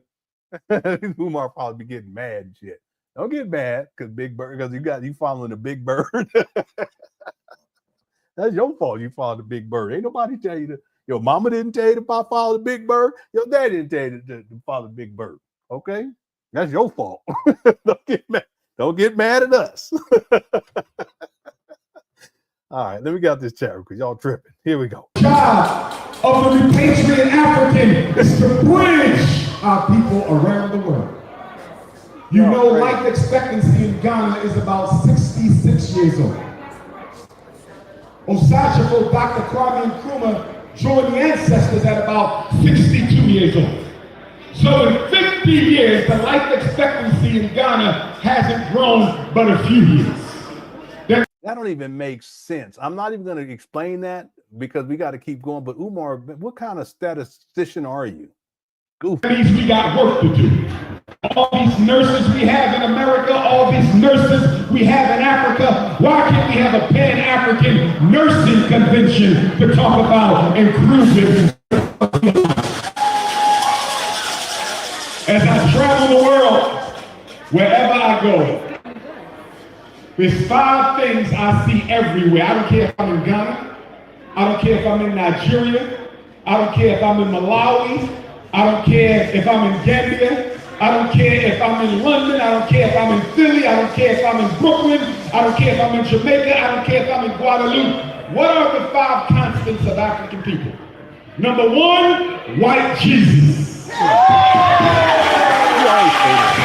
There is no psychological freedom for African people as long as your deity looks like your enemy. Until your deity no longer looks like your enemy, you are not free. Nothing wrong with being a Christian. Mr. Garvey was a Christian. Nothing wrong with being a Muslim. Ahmed Sekou Touré of Guinea was a Muslim. But the images of your deity must look like yourself. And everywhere in the world, black people are still raising their children on a diet of Caucasian divinity. We have to change that. Number 2, too many single black women. Brothers, we got to get married. Whether you get married today or get married next year, you have to get married because the black family is the foundation. It's amazing. This guy's 50. He's never even been married. I've never heard him talk about even being in a long-standing relationship with a woman. It's crazy. Black power. There is no black power without the black family. You must marry our women. Number 3. Y'all crazy. I can count on one hand how many truly revolutionary Pan-Africanist school systems for our children I have found in the world. I remember being in an African country once, and I won't call the name, They greeted Dr. Umar before I spoke to the students in the elementary school. And these beautiful African children started singing, God Bless the Queen. Yeah, it is. It is. Over and over. And I remember being in the Caribbean island. Okay, we got 20 more minutes, y'all. If you haven't voted, get your vote in. Let me give an update on the vote before we continue with this. The question is, will Umar Johnson sell the abandoned buildings in Delaware and move to Africa? Okay. As right now, there's 1,175 votes. There were also probably about, I think it was about 180 before we even started the live stream. And then I canceled that one. I started a new one. But anyway, 1,176 votes. Will Umar sell the abandoned buildings in Delaware and move to Africa? 69% say yes, and 31% say no. Okay, so that's where the poll is right now. Get your vote in. We got about 19 minutes left to this live stream. I will be closing out once we get to the 3-hour mark during this live stream. Thank you all again for tuning on in. Thanks everyone who sent in super chats. If you send in Cash Apps or PayPal, thank you so much. My Cash App, PayPal information listed down below in the description of this video. And if you're enjoying the live stream, if you can hit that like button, I'd appreciate that too. Cookie Crush Chat is undefeated. Let's go. Before I spoke to a group of Caribbean African babies, and again they started singing some old slave song of the colonizer. Brothers and sisters, our children still don't know who they are. Even in Africa, they don't know who they are. So let us begin to build schools that our children need. Let's teach each other. We don't come to Africa to lead, because there's so much Africa needs to teach us. We've been going for 405 years. It's been a while. Let us learn as much as we can. Let us help as much as we can, because Africa can help us restore our cultural memory, and we can help Africa restore the political struggle. Merge the best of both worlds, because that's the way the Creator intended it. I believe that the Almighty God must have been a Pan-Africanist, because if God was not a Pan-Africanist, why did he allow us to be sent all over?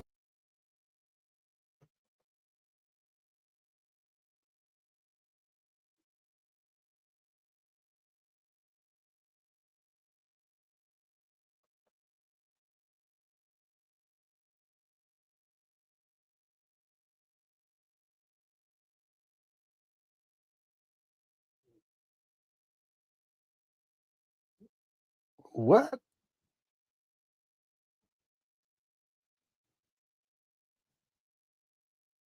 How is God going to be a Pan-Africanist?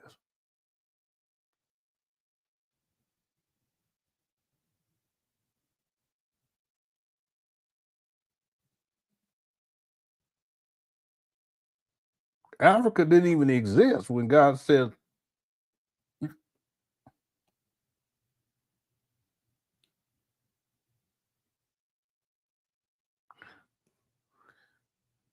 this goes to show you how much of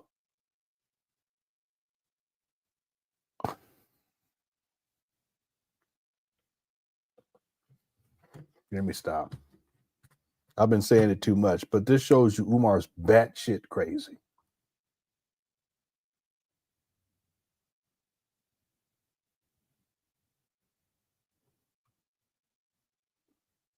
Let there be black light. Let there be black light. There was the void. We're going to formulate that. We're going to create. It's the blackity black. They're all going to Africa. They're all going to Africa. Amen. That don't even make no sense, Umar. Cut it out. In about 4 billion years, I'm going to create Marcus Garvey. 4 billion years, I'm going to create Marcus Garvey. Yes, family.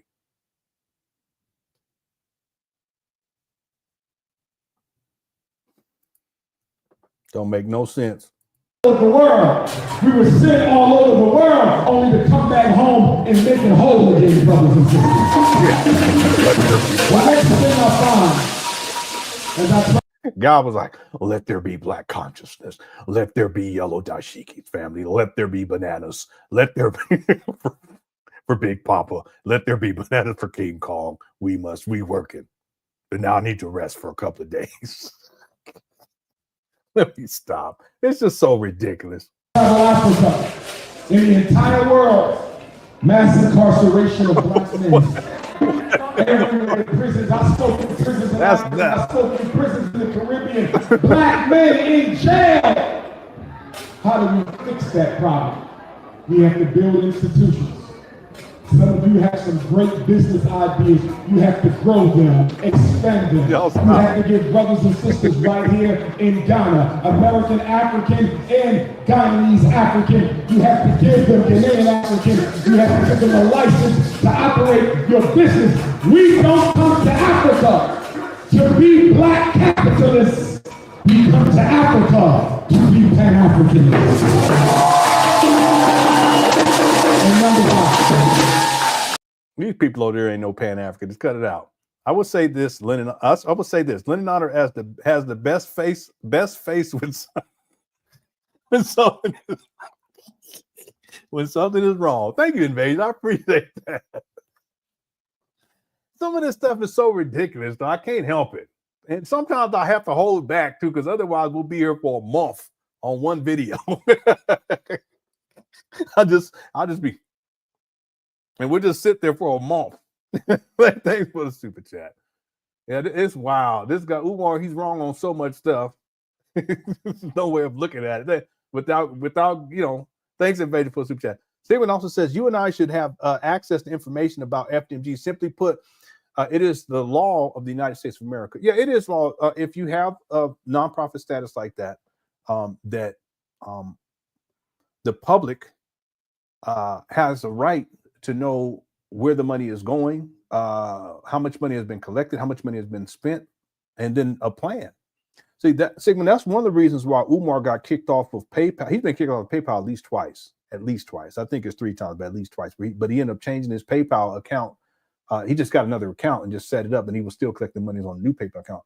But the same thing applies to when he was on GoFundMe. See, he wasn't being forthright with people in terms of the money. And then people at a certain point, people started complaining about it to GoFundMe. And GoFundMe has to protect themselves too, because they can't just be an enterprise where scammers get on there and then they're getting all this money out of people and not delivering on, because not only does it reflect poorly on GoFundMe, but then there can also be legal ramifications if they didn't do something about it. If people were requesting refunds, they were calling out scammers like Umar. So what ended up happening was they were calling out Umar for scamming, and GoFundMe ultimately they shut down his account. It was over $400,000. From my memory, it was like $416,000, something like that. 411 or something like that. But they shut him down because of fraud, because he wasn't forthright with where the money was going. Now he tells stories because he's a liar. He's a pathological liar. He'll tell stories about how he talked to the GoFundMe and sent them bank statements. Well, if Umar did all of that, why did they shut his account down? See, here's the critical thinking part. Umar tells that story. He's told it quite a few times, because as I'm going through these older videos, he tells these stories about how the GoFundMe, they was going to shut him down, and they shut it down for a couple of days, and then he had to send him some paperwork, and then they reinstated it, but then shortly after that they shut it down for good. Why? If Umar did everything he was supposed to do as a tax exempt entity, why did they shut him down? See, the story doesn't even make any sense. They shut him down because he's a fraudster. He's a scam artist. And you notice he hasn't been back on GoFundMe since. See, if everything was on the up and up, and he tells a story how he sent them paperwork and they was able to see everything and everything, well, then why did they shut you down? But even further still, if everything was on the up and up, and for whatever reason they shut you down, or let's say he deleted it, but no, they shut him down, why didn't he start another one? Because that was the way that he got the most amount of money, was on GoFundMe at that time. I'm talking about quick money, even though he stated he gets more money offline than he does online. See, because he's a scam artist. The truth is that the information about the financial, because that's where the scam is, the financial aspect, that should be public information. But Umar, he provides no transparency. And then the question becomes, critical thinking, why doesn't Umar provide transparency on that? Show receipts on how much it costs to purchase these abandoned buildings. Why doesn't he show a ledger, how much money he's spent in renovations, how much money he's collected over the last decade? Why doesn't he show any of that? Because if he showed that, people would realize instantaneously that this guy is a scam artist, that the majority of the money that he's collected, he spent on his own personal lifestyle. And that's the criticism. See? To bring it all back around as we begin to wind this down. Thank you so much, Sigmund. Okay.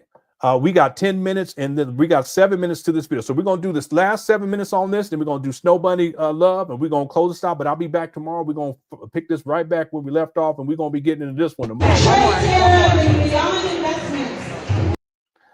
That's enough. That'll be for tomorrow. And I got pictures and everything. I got it all lined up. We're going to get into that tomorrow amongst other things. Number 5 is probably the most debilitating thing I see when I travel the African world.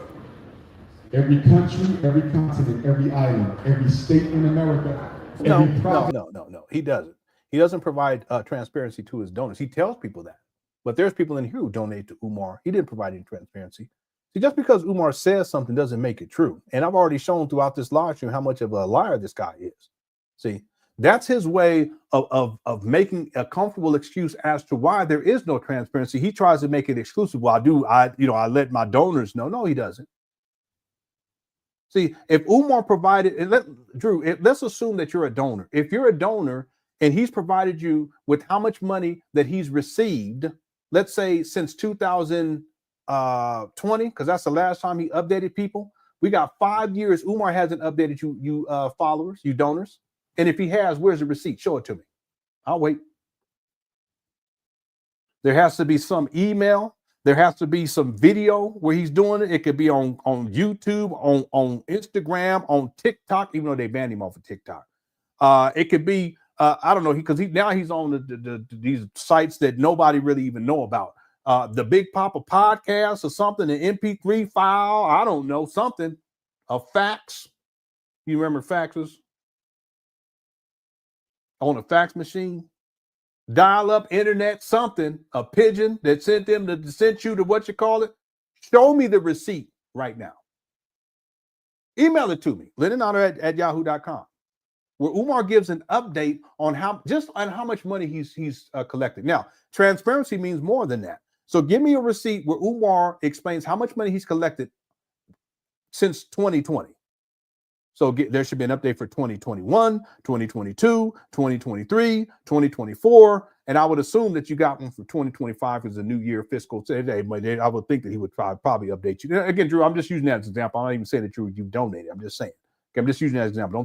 Don't take this personally. I'm just using that as an example. And in addition to showing how much money he's raised in ledgers and a bank statement that shows how much money he's raised, also how much money he spent, and an itemized list on what he spent the money on. LenonHonor at yahoo.com. See, and I'm not doing this to be mean-spirited. I'm doing this for research purposes because if, in fact, Drew, you have these receipts as a donor because he's transparent to you, even though there's donors in here he ain't transparent to Umar. If you have information and receipts that I can actually use in a documentary to continue with this timeline in terms of the amount of money that Umar Johnson has raised, which is close to $2.7 million. Got to be around $2.7 million. I need the receipt for the documentary. See, I'm not here to lie on Umar. I'm not here to disparage Umar. Well, I know we go in, we clown his ass, but he deserves it. I'm not here to give false information. If you have a receipt right now, my email is LenonHonor at yahoo.com. Send it to me right now, where Umar gives you information on how much money he's collected for the year of 2021, 2022, 2023, 2024, and now we're getting into 2025, how much money he spent, and an itemized list on what he spent the money on, an itemized list on whatever repair work still needs to be done, which will include how much money he needs to complete those repairs so that he can at least get through the renovation process. If Umar's so transparent, you should have all that information, Drew. I'm waiting. I even got my email opened up right here. LenonHonor at yahoo.com. And I'm not doing this to be mean. I'm doing this because I genuinely want to know this information so that I can include it inside the documentary. But the truth is, you don't have that information.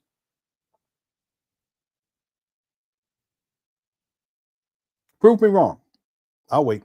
Okay. Now I know I said we're gonna be done in 6 minutes, but we're gonna extend this for another 5. Yeah, we're gonna go for 3 hours and 5 minutes. I'll wait. And you should have it right now, Drew. You should have it already lined up. Okay. I gave you my email and I'm waiting right now. Then I'm gonna check my spam folder. Nope. That's okay. I'm assuming that you need a little time. I would think that you can get it within the next 10 minutes, these receipts. So before we close out the show, because I want to make sure that we get done with this for now, we'll be back tomorrow. I think that you should have that and you'll be able to send it to me. Okay. And if you can't, because you don't have it, okay, fine. Or if you do have it, you should be able to get it to me by tomorrow's live stream. Okay, it'll be part 2. And in fact, if you send it to me, we'll open up with that. Okay. All right.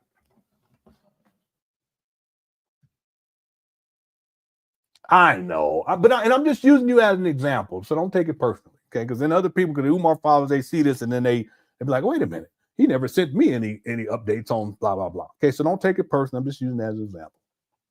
I'm gonna still be checking my email though, because I do want the information for the documentary. Okay, let's finish this. Here we go. In Canada, every section of the United Kingdom, there is not one single African economy on earth.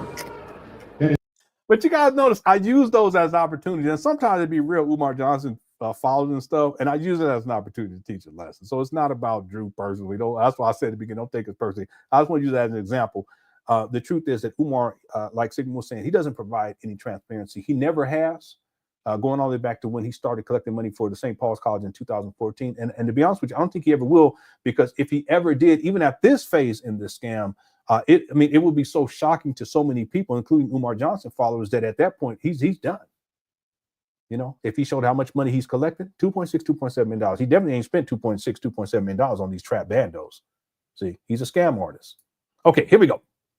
It's under the control of African people. I need us to meditate on that. Not a single economy on earth controlled by African people, not even in Africa. But now that we are here from the diaspora, we will join in equally with our Ghanaian African brothers and sisters. No, he build economy and take back all that the Chinese has taken from us. Take back all that the Arabs, the Lebanese has taken from us. Take back all that the East Indians have taken from us. Well, I didn't even see LenonHonor. I didn't even see it. What was I going to say? Someone. Africa. Trying to convince the African Union. Cutting up all go. Force our farmers all across the continent. They got that teamy Wi-Fi. To only buy seed from Monsanto. They don't want African people eating real food. They only want African people eating genetically modified oil. Listen, look who's talking. This guy, Zebra Cakes. We have to fight that.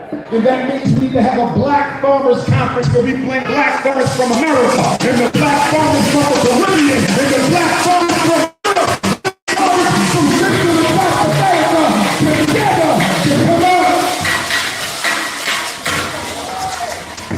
with a food integrity program. Alone we can do nothing. Together we can do it all. Osajabo said, forward ever, backwards never. The Honorable Marcus FDMG never. Garvey said, the greatest weapon used against the Negro is disorganization. Look who's talking. Brothers and sisters, we got the work. You got the work. The only people who should be resting is our elders, because they've made it to age 65, and all we need them to do is give us our wisdom. They struggled enough. Our Ghanaian African elders, our American African elders, all of our diasporic African elders, they struggled. Let them rest, but we still need you elders for wisdom. And I think that the American African community, okay, we got 6 more minutes, needs to create a council of elders. Because as I travel through Ghana, as I travel through Nigeria, as I travel through Liberia, I hear about the petty differences that pop up between American Africans who brought some of that slave master with you to Ghana. And so we need the elders to help us navigate these internal conflicts, because we can't afford to fall apart over petty differences. We can't afford to click up. No more light skin, dark skin. No more Muslim versus Christian. No more American African versus continental African. One people, one family, one race, one nation. That's the move. He's He's such a scammer.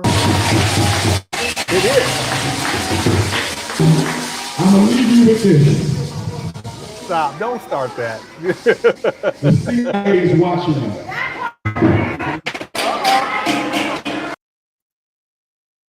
The CIA is watching him. Here he go. That's a goofy. On March the 17th of 1978, the United States State Department issued a national security plan, number 46.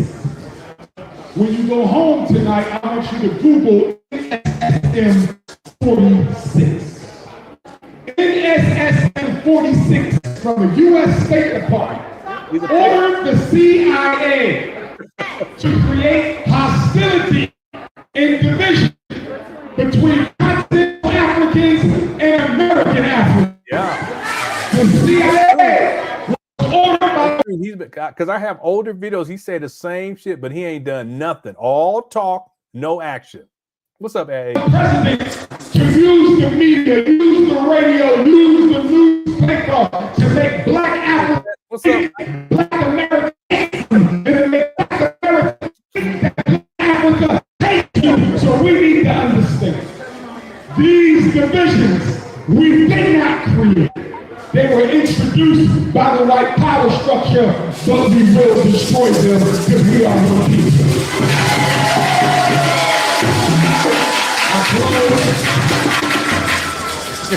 I close with a quote. And before I close with this quote, I want to give you my cell number now. Take your phone out. He giving his cell phone number out in Africa.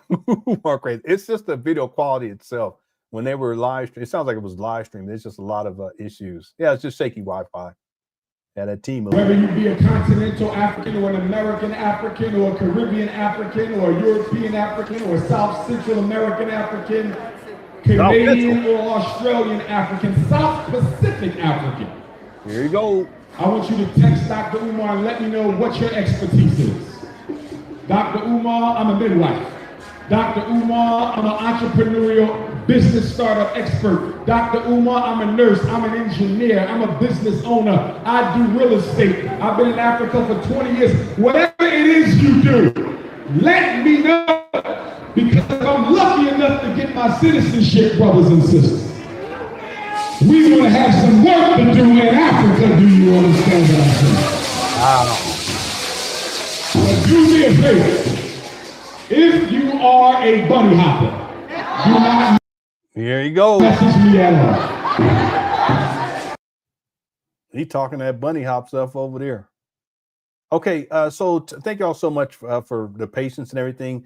We got the outro, but before I close this out, tomorrow we're going to get into there's 3 videos at least. This is and I've already done some research into this, y'all. Oh my goodness gracious. That's I ain't gonna be able to show stuff on the screen, but it's a mess. It's a huge mess. Got some this one, blow your brains out big announcements coming. Y'all feel me? So for all my RBG ride or die Pan-Africanists, black nationalists, y'all feel me? We about to take it over. 2025 is the year of Pan-Africanism, but you got to be a Pan-Africanist. Black queens, y'all gonna have to go natural. There we Black go. queens, y'all gonna have to go natural. Black kings, drop the bunnies now. You not rocking with me with no bunnies, bruh. And you gotta go through my snow bunny rehab. I only want Africans who are Pan-Africanists. You gotta be African and you gotta be Pan-Africanists. Pretendians, don't come over here. Stay where you there was. You go. All right, so we're getting into that video, and then there's also this video. The welcoming vibes, all of that, and it's a very natural integration. It's not. I don't. And if we scroll through, we'll see Umar somewhere around here. There he is. So we'll get to this tomorrow. There's also, I have probably about maybe 15 or let's say 12 pictures that we're going to get into. And there's probably about 3 other short videos too. So we got plenty to get into for tomorrow's live stream. Just consider this to be part 1. I want to thank everyone so much for tuning on in. Okay, I appreciate y'all's presence. Let me close out this poll. The question is, will Umar Johnson sell the abandoned buildings in Delaware and move to Africa? We had 1,264 votes. Thank y'all so much for everyone who voted. 69% say yes, and 31% say no. So that's, most people are thinking, 70% are basically saying that Umar is going to be moving to Africa, sell the buildings and move to Africa. But we'll have to wait and see. Again, this Umar Johnson saga continues to evolve. It's just gotten crazier and crazier over the years. 2025 is going to be crazy. Okay, I can already tell. I've been following Umar for such a long time. I'm talking about in terms of researching him. And knowing how it's already started off, I can tell this year started off, it's going to be an incredible year. I want to thank everyone so much for tuning on in. I also want to thank everyone who sent in super chats. I appreciate y'all. And as we always do, See her eyes shine, she's my snow bunny please. In the winter light, so she's my sweet dove of free. Talk to my nose, this love of sky is so raw. Make you goose, step and I rip out of control. It's me against the light. Snow bunny, Moving on the bar. Everything's alright. Got that smooth soul feel. no, that's Dancing in the light. With my snow bunny love. Been party by the night. see her eyes shine, she's my snow bunny please. In the winter light, so she's my sweet dove of free. Hey, Talk to baby. my nose, this love of sky is so raw. Make you goose, step and I rip out of control. Bunny love. It's me against the light. Snow bunny, Moving on the bar. Everything's alright. Got that smooth soul feel. no, that's Dancing in the light. With my snow bunny love. Been party by the night. see her eyes shine, she's my snow bunny please. In the winter light, so she's my sweet dove of free. Talk to my nose, this love of sky is so raw. Make you goose, step and I rip out of control. Bunny love. It's me against the light. Snow bunny, Moving on the bar. Everything's alright. Got that smooth soul feel. no, that's Dancing in the light. With my snow bunny love. Been party by the night. see her eyes shine, she's my snow bunny please. In the winter light, so she's my sweet dove of free. Talk to my nose, this love of sky is so raw. Make you goose, step and I rip out of control. Bunny love. It's me against the light. Snow bunny, Moving on the bar. Everything's alright. Got that smooth soul feel. no, that's Dancing in the light. With my snow bunny love. Been party by the night. see her eyes shine, she's my snow bunny please. In the winter light, so We she's gon' my see. sweet dove of free. Talk to my nose, this love of sky is so raw. Make you goose, step and I rip out of control. Bunny love. It's me against the light. Snow bunny, Moving on the bar. Everything's alright. Got that smooth soul feel. no, that's Dancing in the light. With my snow bunny love. Been party by the night. all right. Thank you all so much for tuning on in. Hope you enjoyed the show. Before you head on out the building, if you can hit the like button, I appreciate it because I like you. Might as well like the video. All right. We'll be back tomorrow with another live stream. I also got to set up a live stream for members, and it'll probably be, maybe we'll do it after tomorrow's live stream because it'll fit with what we'll cover and stuff I'm not going to be able to show for the public, but I'll show for you members. And it is some crazy, wild shizzle. Okay. All right, thank y'all again for tuning on. Thanks everyone who sent in super chats during the live stream. If you sent in super sticker, I appreciate it. I always thank people, and I do not take it for granted. I appreciate y'all's support. I also want to thank anyone who sent in Cash Apps or PayPal. Thank you guys so much. Thanks to the mods too for handling business today. Cookie Crush Chat is undefeated. I love y'all, and I'll see y'all soon. Take care. Peace.